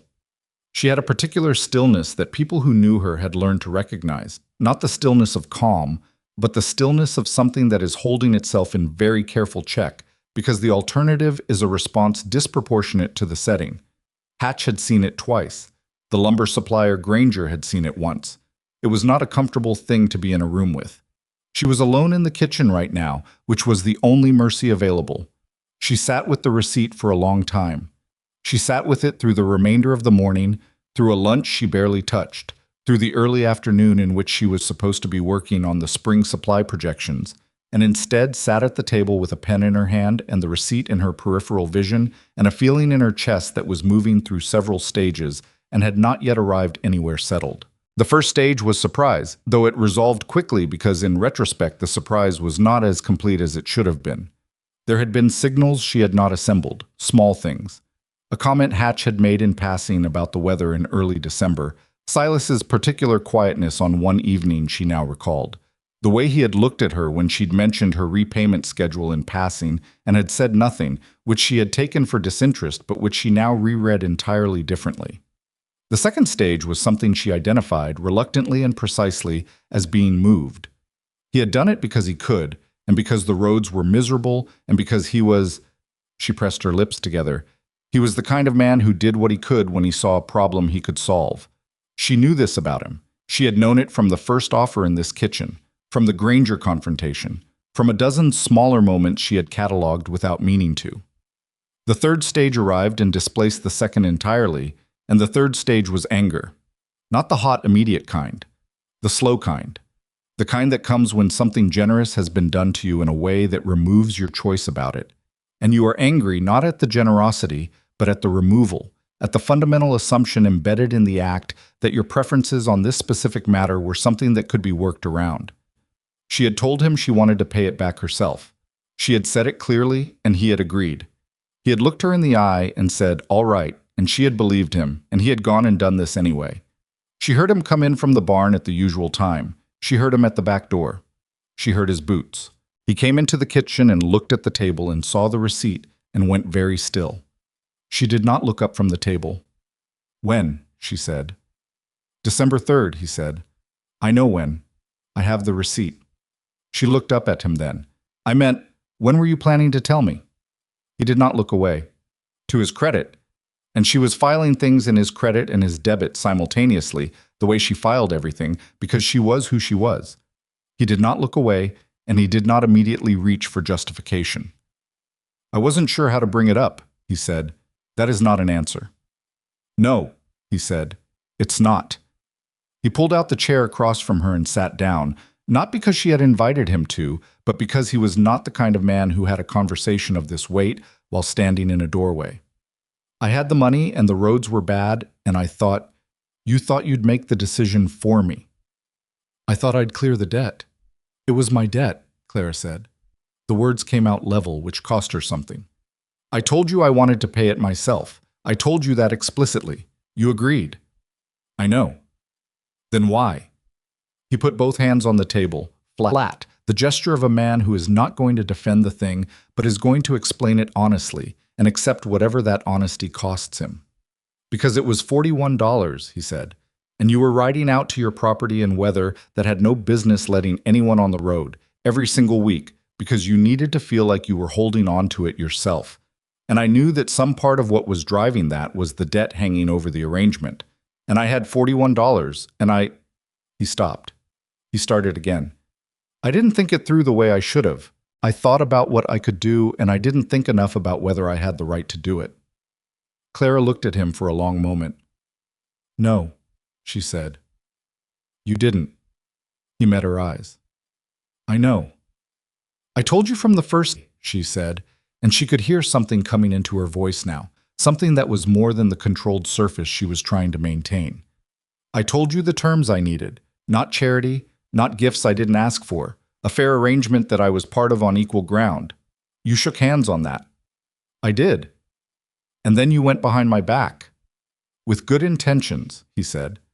The road to every bad decision I have ever seen, Clara said, is paved entirely with good intentions. I don't doubt yours. I'm telling you that your intentions are not the point. He was quiet.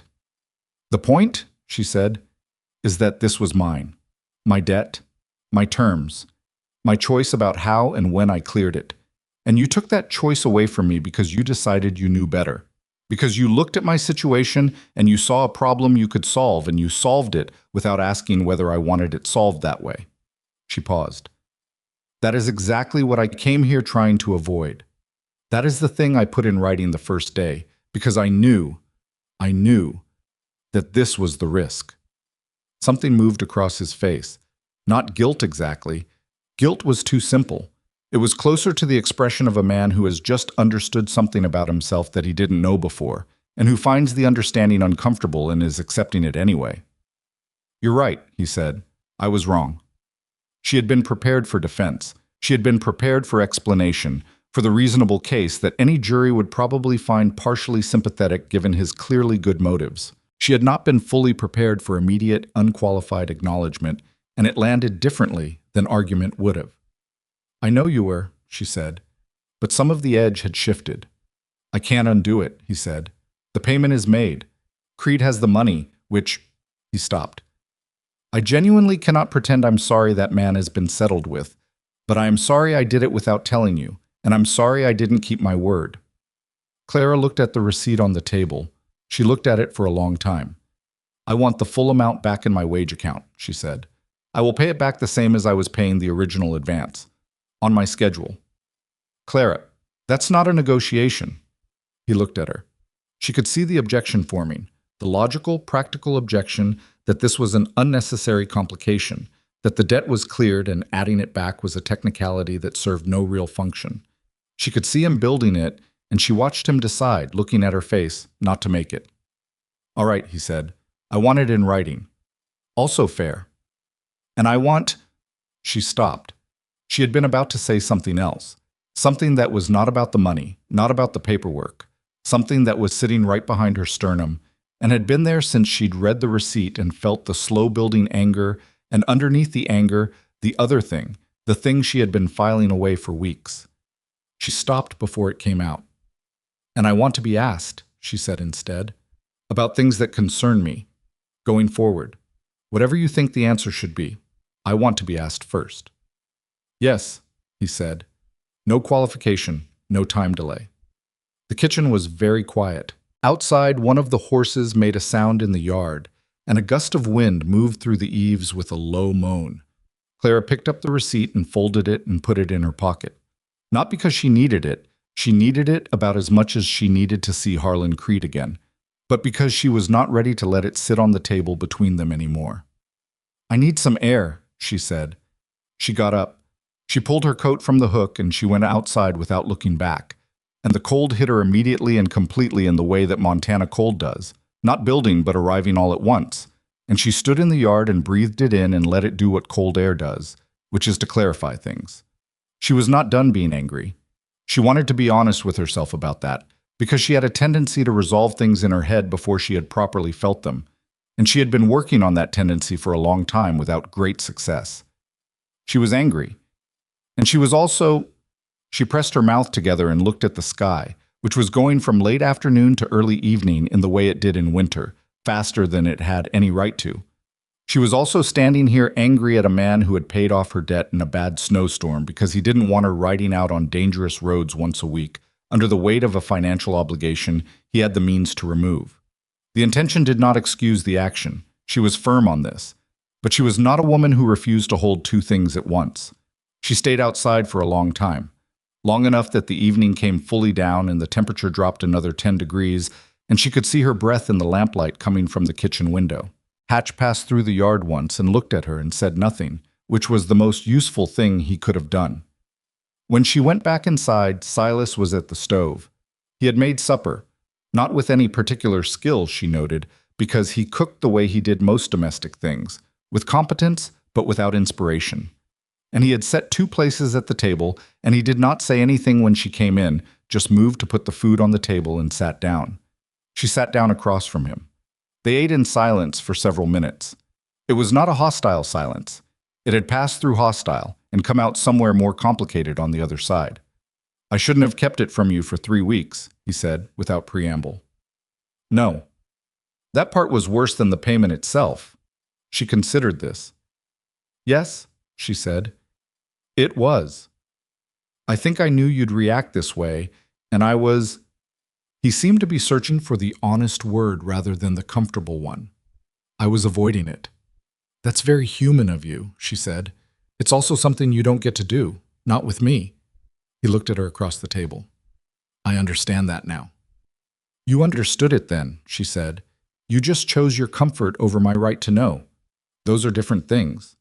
He accepted this without argument. She had noticed this about him. Not that he was passive, because he was not passive, but that he knew how to receive a true thing without deflecting it. It was rarer than it should have been, and she had not figured out yet whether it made her situation easier or harder. Supper continued. At some point, the silence shifted again, as silences between them had a habit of doing, and became less weighted. "The two ranchers south of Hargrove," Clara said. "Hennessy and the Caldwell operation." He looked up. "They both want a formal proposal for spring account management.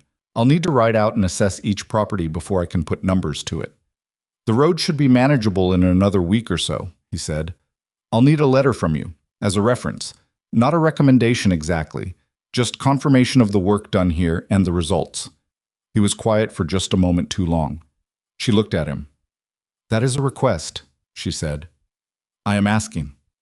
Something moved at the corner of his mouth. "Yes," he said. "I'll write it." "Thank you." The small exchange landed between them differently than it would have an hour ago. She could feel it. Not warmth exactly, not the restoration of anything, but the first evidence that whatever had been disrupted was not irreparably so. Things that were bent could be straightened. She believed this. She had always believed this about practical things and was working, slowly and with mixed results, on believing it about less practical ones. The following days were careful. Not cold, nothing like the first weeks, when the professional distance had been deliberate architecture. This was different. This was two people who had said difficult things to each other and were now finding their way back to the same room without either of them pretending the difficult things had not been said. It required a different kind of attention than either distance or ease, and they both gave it, and it was imperfect, and it was real. Silas wrote the letter she'd asked for. He brought it to her 2 days later, folded, without ceremony, and she read it at the table while he stood nearby doing something that was probably not as urgent as he was making it look. She read it twice. It was 3 paragraphs. The first established the scope of the work she had done and the duration. The second outlined specific results: the supplier contracts, the reconciled accounts, the money recovered from Granger, the restructured payroll tracking. The third paragraph was brief, and she read it twice because the second time she wanted to be sure she had read it correctly the first time. Miss Whitlock has demonstrated a level of professional competence and personal integrity that I have rarely encountered. I offer this not as an employer recommending an employee, but as a man who has had the privilege of working alongside someone whose judgment I trust entirely. Any rancher in this valley who engages her services will find themselves better off for it in every measurable way. She looked up. He was very occupied with whatever he was doing by the window. "This is a strong letter," she said. "It's an accurate letter." The last paragraph is also accurate. Clara looked back at the paper. She folded it carefully and set it on the table. "Thank you," she said, and meant it without qualification. He turned from the window.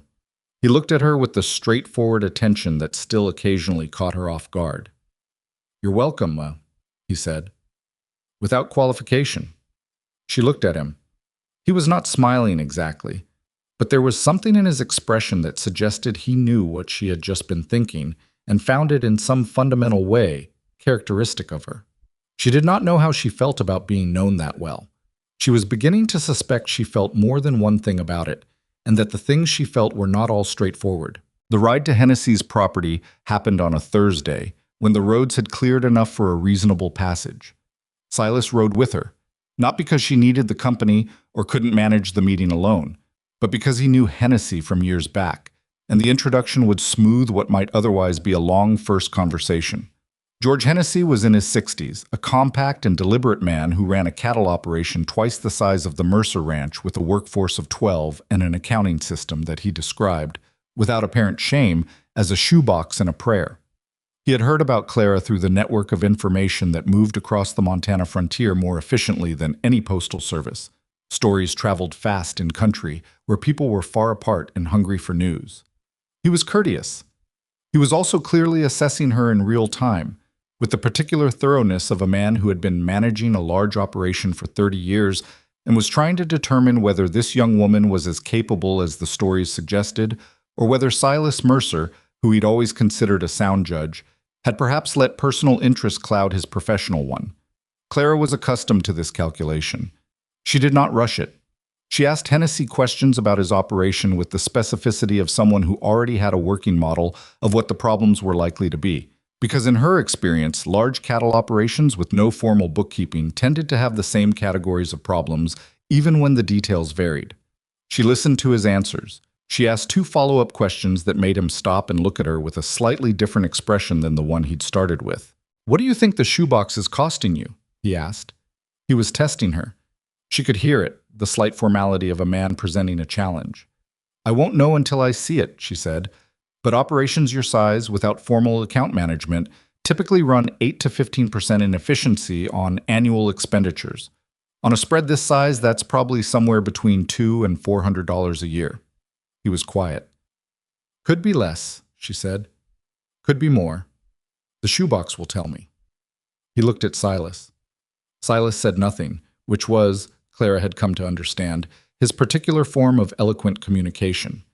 Hennessy looked back at Clara. "When can you start?" "I'm finishing the first quarter projections for the Mercer operation this week," she said. "I can write out to you the week after and do an initial assessment. We can discuss terms based on what I find." "Fair enough," he said. Riding back in the late afternoon, with the cold coming down and the light going amber over the snow, Silas rode beside her without speaking for a while. This was one of the things she had assembled about him. He did not feel silence because he was uncomfortable with it. He was, in fact, one of the most comfortable people with silence she had ever spent time near, which she respected and which also occasionally made her want to say something simply to see how he would respond. "He'll work with you," Silas said. "I know. He checked you 3 different ways in that conversation." "4," she said. "The last one was when he asked about the market rate for winter feed and watched whether I hesitated." He looked at her from the corner of his eye. "Did you hesitate?" "No?" He made the sound that wasn't quite a laugh. She had cataloged this sound. She knew exactly what it meant, and she was choosing not to examine what it meant that she knew. They were perhaps 2 miles from the ranch when the thing happened that she had not been expecting, which was that Silas pulled up his horse and said, "Can I ask you something?" She stopped Valor and looked at him. He was looking straight ahead, at the road, which meant he was about to say something he'd been turning over for a while. "The ledger entry," he said. "Your father's medical costs. When you found it, and then afterward when I told you about it, you didn't ask me why we did it. You went straight to wanting to pay it back." "I understood why you did it." "That's not what I'm asking." He turned to look at her. "I'm asking why your first instinct, when someone does something kind for someone you love, is to make sure you owe them for it." Clara looked at him for a long moment. "That's a larger question than this road has room for," she said. "I have time." She looked ahead. The light was going now, the sky moving from amber to a pale gray-green that meant the temperature was going to drop hard in the next hour. She knew she should say something practical about getting back before dark. She knew she should redirect this the way she redirected most things that got too close to the center of things. She didn't. "Because owing something is clean," she said. "It has edges. You know what it is and you know how to resolve it. When someone does something for you that you didn't ask for and can't fully repay, it doesn't have edges." She paused. "I don't do well with things that don't have edges." He was quiet for a moment. Neither do I, generally," he said. And yet, he agreed. Something in his tone that she couldn't entirely read. "Your father told me something once. He said you'd been that way since you were small. He said when you were about 7, a neighbor brought over a meal when your mother was sick, and you spent the following week baking so many things for that neighbor that the woman eventually told your father she needed you to stop because she was running out of places to put the bread." Clara looked at him. "He told you that?" "He liked that story." "He should not have told you that story." "He told me a lot of stories," Silas said. There was something in it, not amusement, not sentiment, something that had both but was neither. "He talked about you the way some people talk about something they're proud of and a little afraid of at the same time." Clara looked at the road. She felt the thing behind her sternum that she had been filing away for weeks, and she felt it shift, and she understood in this moment that the file was not going to hold much longer. "He should have talked to me," she said. The words came out smaller than she intended. "He spent all this time telling you things about me. He should have said some of it to me." "I think he thought you knew," Silas said. "That's my sense of it. He thought some things went without saying." "Nothing goes without saying," Clara said. "Nothing important." He looked at her. She felt the look without meeting it. "No," he said quietly. "I suppose it doesn't." They rode the last 2 miles without speaking, but it was not the same silence that had ridden out with them. It had changed, somewhere on that stretch of road, and arrived at the ranch changed, and when Clara unsaddled Valor in the barn and listened to the ordinary sounds of the evening, the horses settling, the distant voice of Hatch speaking to one of the hands, the wind in the barn boards, she felt it still. The change, the shifting thing. She had told herself she was going to open the file soon. She was beginning to understand that the file had already opened. She was not the one who had opened it, which was the part she needed to make her peace with. Some things happened to you before you had decided to let them. She had told Silas that nothing important went without saying. She was becoming aware that this applied to her as much as to anyone. She stood in the barn with her hand on Valor's neck for a long moment. In the dark, in the cold, with the lamp throwing its small circle of orange light across the straw floor, and the world outside blue-black and silent under a foot of snow.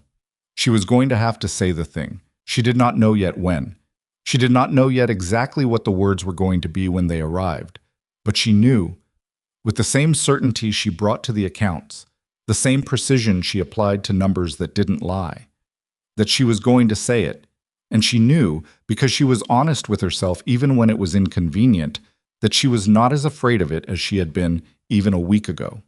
The anger had done something useful, as anger sometimes did. It had cleared the room, stripped away the careful arrangements she had built around herself and left her standing in the space without the furniture of professionalism and appropriate distance and all the other things she had placed between herself and the reality of what these months had been. She was still not sure how to feel about Silas Mercer paying off her debt without asking, but she was completely sure how she felt about Silas Mercer. She had been sure for a while. She just hadn't been ready to do anything about it. She took the lamp and walked back to the house, and the cold followed her to the door and stopped there, and she went inside to where it was warm.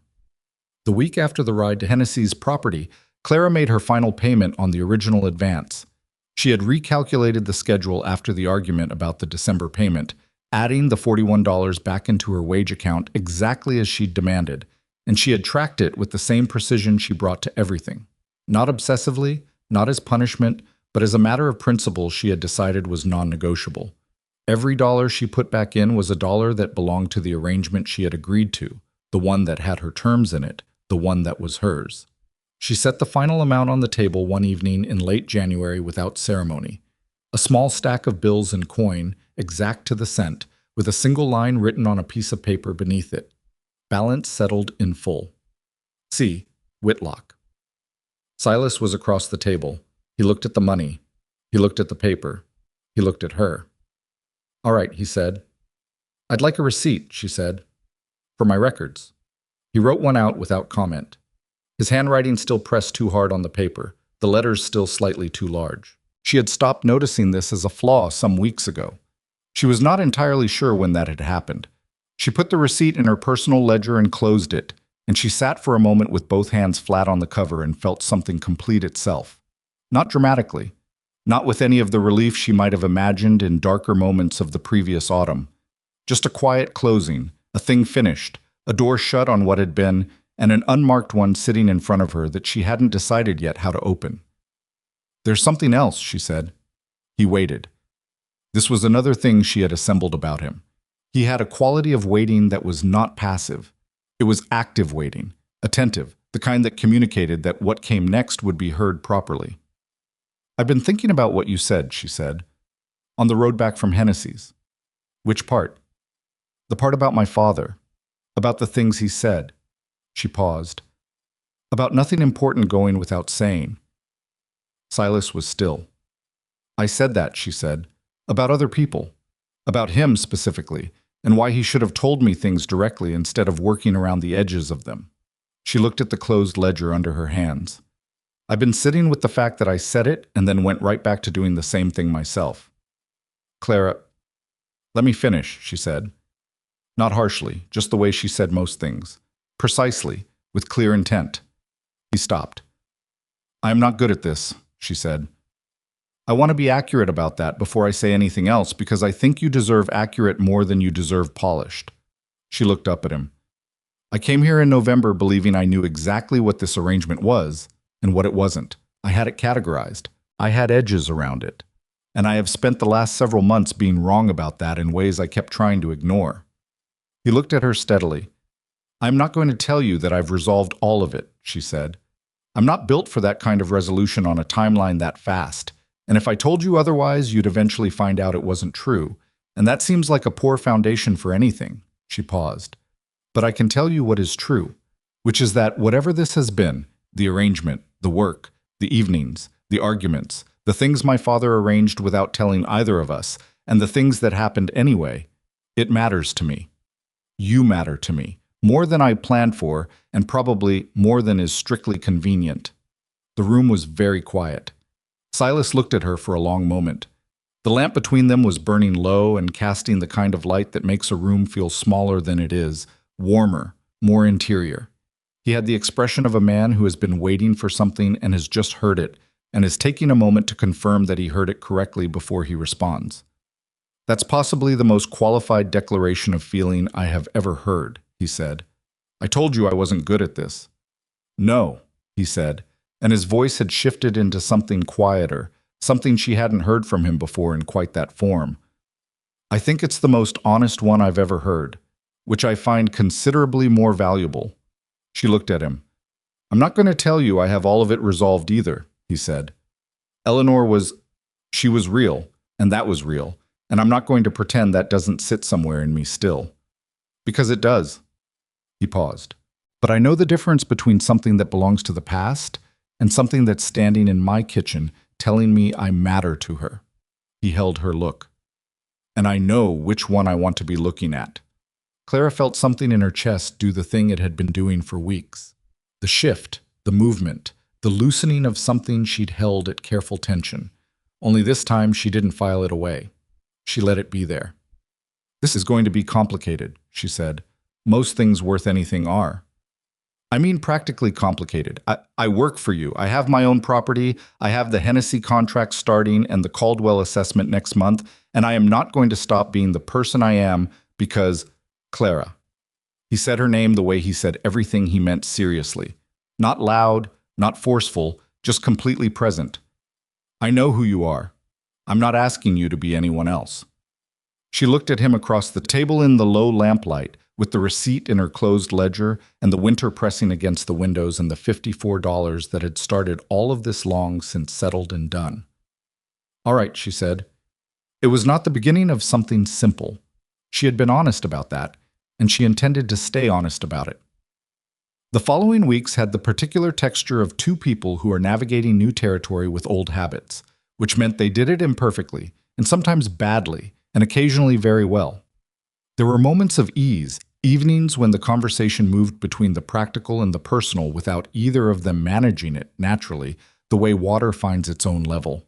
There were also moments of friction, because they were both people who had opinions and were accustomed to defending them, and the intimacy of the arrangement did not eliminate the disagreements. It just changed their register. In February, she told him he was wrong about the spring cattle rotation, laying out her reasons with the same specificity she brought to the accounts. And he argued back with the specificity of a man who had been running cattle through Montana winters for 20 years, and they went 3 rounds on it before he conceded 1 point and she conceded another, and they arrived at a third position that was neither of theirs originally and turned out to be better than both. Afterward, Hatch, who had been present for the entirety of this exchange and had maintained the expression of a man watching something he had been expecting for some time, said to neither of them in particular, "Good talk," and went back out to the horses. The Hennessy assessment began in the first week of February, and it was everything Clara had expected it to be. The shoebox, when she finally saw it, contained not just receipts but also several years' worth of loose papers, 3 promissory notes that George Hennessy had forgotten existed, and a dried flower of indeterminate origin that nobody could account for. She spent 2 days organizing it into categories and another 2 days running the numbers. And when she sat down with Hennessy to present her findings, the total inefficiency across the previous 2 years came to slightly over $700. He went quiet when she put the number in front of him. "That's conservative," she said. "I may find more in the older records." $700, he said. "You were operating without any systematic tracking of supplier credits or reconciliation of advance payments. The money wasn't stolen, it was just lost, in the gaps between things." He looked at her for a long time with the expression of a man revising a decade's worth of assumptions about his own competence. It was a hard look to have on your face, and he wore it with more dignity than some men would have managed. "All right," he said. "What do you need from me?" She told him. He listened. They agreed on terms that were fair to both sides, and she wrote them down, and they both signed, and she rode back to the Mercer Ranch with a second client contract in her coat pocket and the particular satisfaction of work that means something beyond the work itself. She told Silas that evening. He listened to the whole account, asked 2 specific questions about the Hennessy operation that told her he'd been paying attention to her descriptions of it, and then said, "Your father would have enjoyed hearing that." She had been expecting to feel the familiar sadness this kind of statement usually brought. She felt it, but underneath it was something else. Something warmer, less finished, more alive. "He would have had opinions about my fee structure," she said. "He would have thought you were charging too little." "He would have been right," she said. Silas looked at her with something that had been appearing with increasing frequency in his expression over the past several weeks. Something she had no clean word for, but recognized the way you recognize a landmark, by feel, by repetition, by the particular way it sat in the landscape of everything else. She was getting better at not looking away from it. March arrived, and with it the first real signs of thaw. Not spring yet, not the full release, but the first suggestions that the season was reconsidering itself. The creek that ran along the south boundary of the Mercer property began to move again after weeks of silence. The horses in the pasture spent longer periods outdoors, moving with more energy, something loosened in them by the shift in air. Clara rode out to her property on a Thursday, the first time she had been able to make the round trip comfortably in daylight.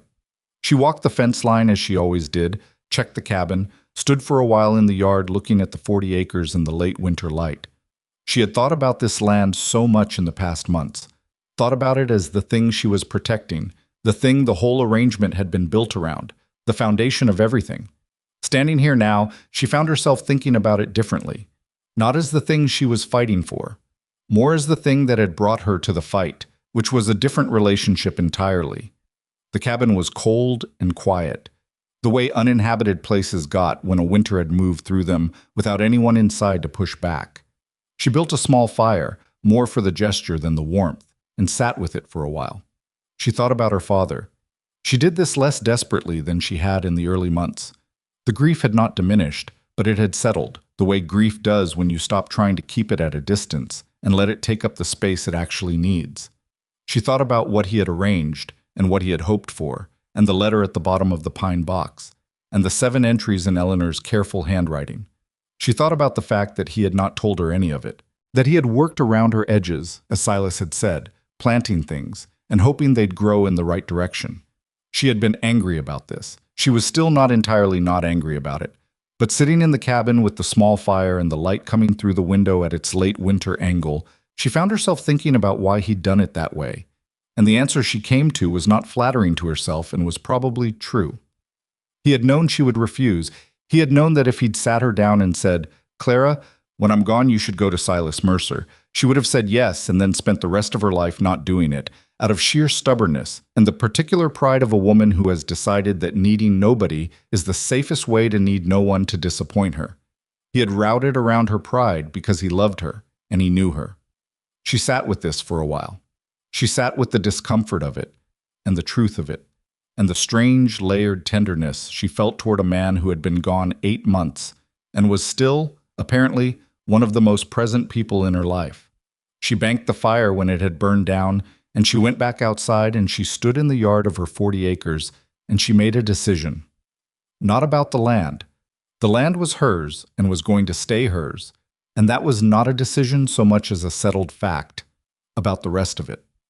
She rode back to the Mercer ranch in the early afternoon, and she found Silas at the fence where she had first seen him, standing with one boot on the lowest rail, looking at the horses. He heard her coming and turned, and she got down from Valor and stood there with the reins in her hand and the late winter light coming flat and cold across the yard. "I want to talk to you," she said. "All right." "Not about the accounts." Something in his expression shifted to full attention. "All right," he said again. She had spent the ride back deciding how to say this, which was a reversal of her usual practice. She normally said things as they came to her and refined them afterward. She had decided that this particular thing deserved to be said with some care, because she had not said it before to anyone, and she wanted to do it with the accuracy it required. "I have been thinking," she said, "about what I want. Not what I need to protect or what I'm willing to accept or what I can negotiate from a position of reasonable security. What I actually want." She looked at him steadily. "That's a different question than the ones I usually ask myself, and it took me longer to get to it than I would like to admit." He was very still. "I want to stay," she said. "Not as the person who manages the accounts, not as the arrangement we wrote down in January on that piece of paper. I want this." She gestured slightly helplessly at the space between them and then at the ranch, and then gave up on the gesture because she was not a woman who communicated well through gestures. "I want what this has been becoming, whatever that is. I want it to keep going, and I want it to be what it is rather than what's convenient to call it." Silas looked at her for a moment. Then he said, "Are you asking me something or telling me something?" "Both," she said. "I'm telling you what I want, and I'm asking if that's something you want also. Because I'm not going to assume. I told you early on I didn't want assumptions made about my preferences, and I intend to apply that in both directions." He pushed off the fence rail. He took 2 steps toward her and stopped and looked at her with the look she had no word for. "Yes," he said. "That's something I want." She nodded once. Something in her chest settled, finally, in a way that felt less like resolution and more like arrival. The feeling of having come somewhere after a long trip and recognizing it as the place you were heading even before you knew where you were going. "Good," she said. "Then we should probably talk about the practical implications." He looked at her for a moment. Then he made the sound that wasn't quite a laugh, and this time it got further than usual, became something that was actually close to laughter, genuine and unguarded. "Right now?" he said. "Not right now," she said, "but soon. Because I think clearly, and you think clearly, and two people who both think clearly should probably not just let things develop without a framework." "A framework," he said, "for what it looks like, my property, your property, what the work arrangements are, how we handle the fact that I'm now working with 3 ranches and need independence of operation." "Clara," she stopped. "I know," he said. "I know all of it needs to be discussed, and I know you're going to want it in writing, and I know there will be terms." He looked at her. "But can we have about 10 minutes first where it's just—" He made a gesture of his own, the same kind of imprecise gesture, and she recognized it immediately because it was reaching for the same thing hers had been. She looked at him. She looked at the yard, the pasture, Valor standing patient at the end of his reins, the Mercer Ranch spread out behind them in the thin March light with all its functional imperfection, its worn fences and working buildings, and the enormous sprawling competence of a place that was good at what it did without being pretty about it. 10 minutes, she said. He smiled. Not the almost smile she had catalogued over months of careful distance, but a real one, the kind that changed the whole arrangement of his face. She had not seen it before, not like this, and she understood immediately that she had been managing her own awareness of what she felt about this man quite poorly for quite some time. She let herself look at it anyway. Spring came the way it always came to Montana, grudgingly at first, then all at once, as though the season had been holding back and then decided to commit. The creek ran full. The pasture came up green with a speed that seemed almost impatient, as though the grass had been waiting with its own kind of stubbornness. The horses moved differently, all of them, including Valor, who took to spending his days in the near pasture with the deliberate pleasure of an animal who has earned the right to enjoy a good field. The Caldwell assessment went forward in April, and it went well. The work with Hennessy had built a reputation that traveled faster than Clara had expected, and by the time the thaw was fully complete, she had inquiries from 2 more ranchers in the valley. One she accepted and one she declined because the terms he proposed revealed assumptions about how she would operate that she had no interest in correcting over a long engagement. She told him directly what she would and would not do and why, and he went away offended, and she found she could live with that without particular difficulty. Silas watched her handle this from a slight distance and said nothing until the man had gone, and then said, "That was decisive." "He was operating from the wrong premise," she said. "The sooner he found out, the better for everyone." "You didn't leave him much room." "I left him exactly the room there was." She picked up her pen. "Some situations don't have extra room, and it doesn't help anyone to pretend they do." He was quiet for a moment. "Eleanor used to say something like that." It landed differently now than it had in the early months. Not as a complication, more as information.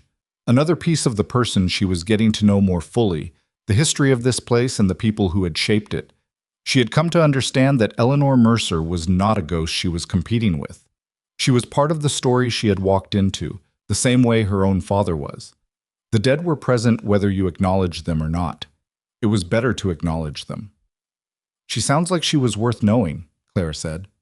"She was," he said, simply, without weight. "The way you say true things when you've made your peace with them."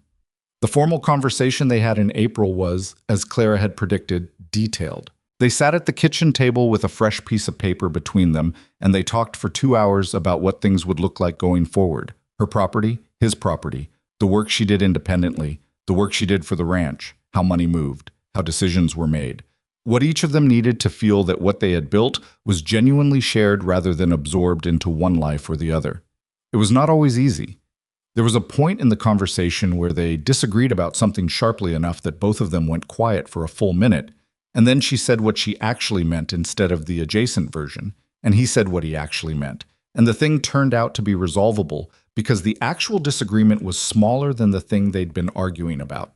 When they were done, the paper between them had 6 points on it, all of them specific, all of them agreed to by both, and at the bottom both their signatures.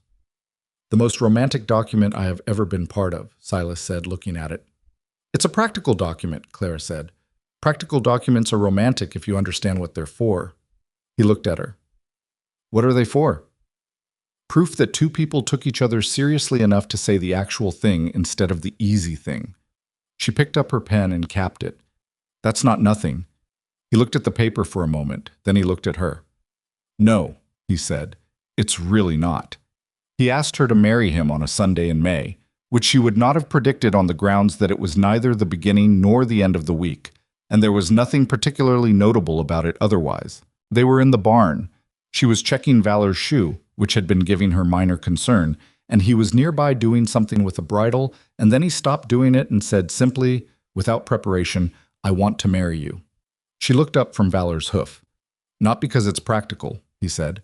"Not because of the properties or the arrangements or any of the framework. Because when I think about the next 20 years, you're in all of it, every version of it, and I don't want that to just be—" He paused, and she recognized the pause as the same one she had when she was reaching for the honest word rather than the convenient one. "I don't want it to just be something that's happening.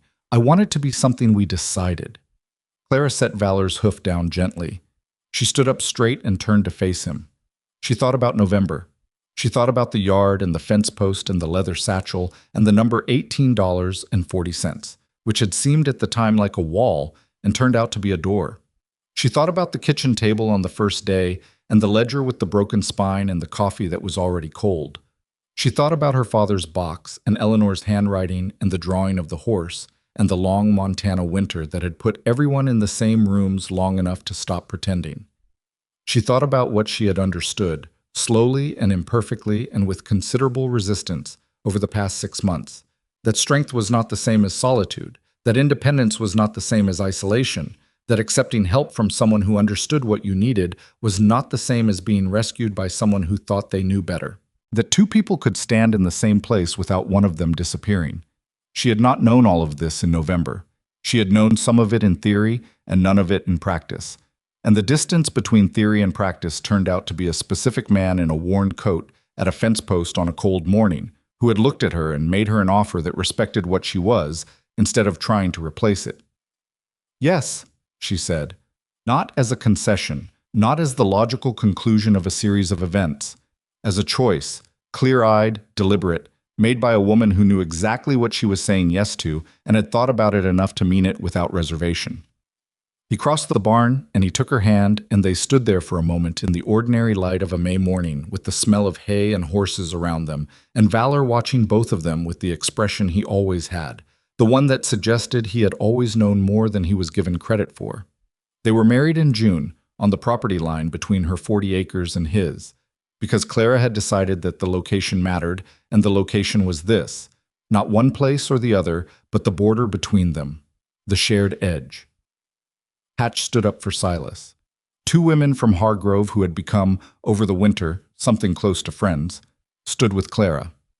George Hennessy came, and the Caldwells, and the rancher from the north whose contract she still managed, and a handful of others from across the valley who had heard about the woman who had ridden into the Mercer Ranch with a horse and a debt and come out the other side with a reputation that had moved faster than she had. It was not a large wedding, it was not a polished one. One of the tables collapsed halfway through the meal and had to be propped up with a fence post, and it rained for 20 minutes in the early afternoon, and then stopped. And the food was good but not elegant, and someone's horse got into the kitchen garden and had to be removed by 2 of the hands at some minor cost to the lettuce. Clara thought it was exactly right. She stood at the end of it in the early evening, with the light coming gold across both properties, and Valor moving in the near pasture, and Silas beside her talking to Hennessy about something she wasn't paying attention to, and she looked at the 40 acres her father had built, and the land that met it, and the life that was taking shape in the space between them, and she felt the things she had not been able to name for months. It was not happiness exactly, though happiness was part of it. It was more like rightness. The specific sensation of being in the place you were supposed to be, not because it was handed to you, but because you worked toward it and argued for it and refused to give ground on the things that mattered and gave ground on the things that didn't, and you ended up here with dirt under your boots and a man beside you who had made you furious once in December and had been honest enough about it that you had forgiven him, and a horse who roamed freely across the boundary that was both a line and an opening, and work that was yours in every sense of the word. She thought about her father. She thought about the last instruction he had given her, which she had believed was about valor, and which she understood now had never been about valor at all. He had given her a direction. He had trusted her to walk it in her own way. She had. She looked out across both properties in the gold evening light, and she felt his presence in the way you feel the presence of people who are gone but not finished with you. And she did not try to put language to it, because some things were not improved by language, and this was one of them. She turned back to the people around her. She picked up the conversation she'd stepped out of. She looked at Silas, who was already looking at her, and she met his eyes across the small distance between them, and neither of them said anything, because they had both said the things that needed saying. The valley would talk about the two of them for years, the woman who had come to sell a horse and stayed to build something. People would tell the story with different details depending on who was telling it, but the shape of it stayed consistent. A woman who would not be diminished, a man who understood what that meant, and the 40 acres that started it all. Clara never told the story herself. She didn't need to. She was too busy living the part that came after. And Valor, white against the green of the Montana spring, moving between one property and the other without recognizing the line between them, was the only one who had known all along exactly how this was going to go.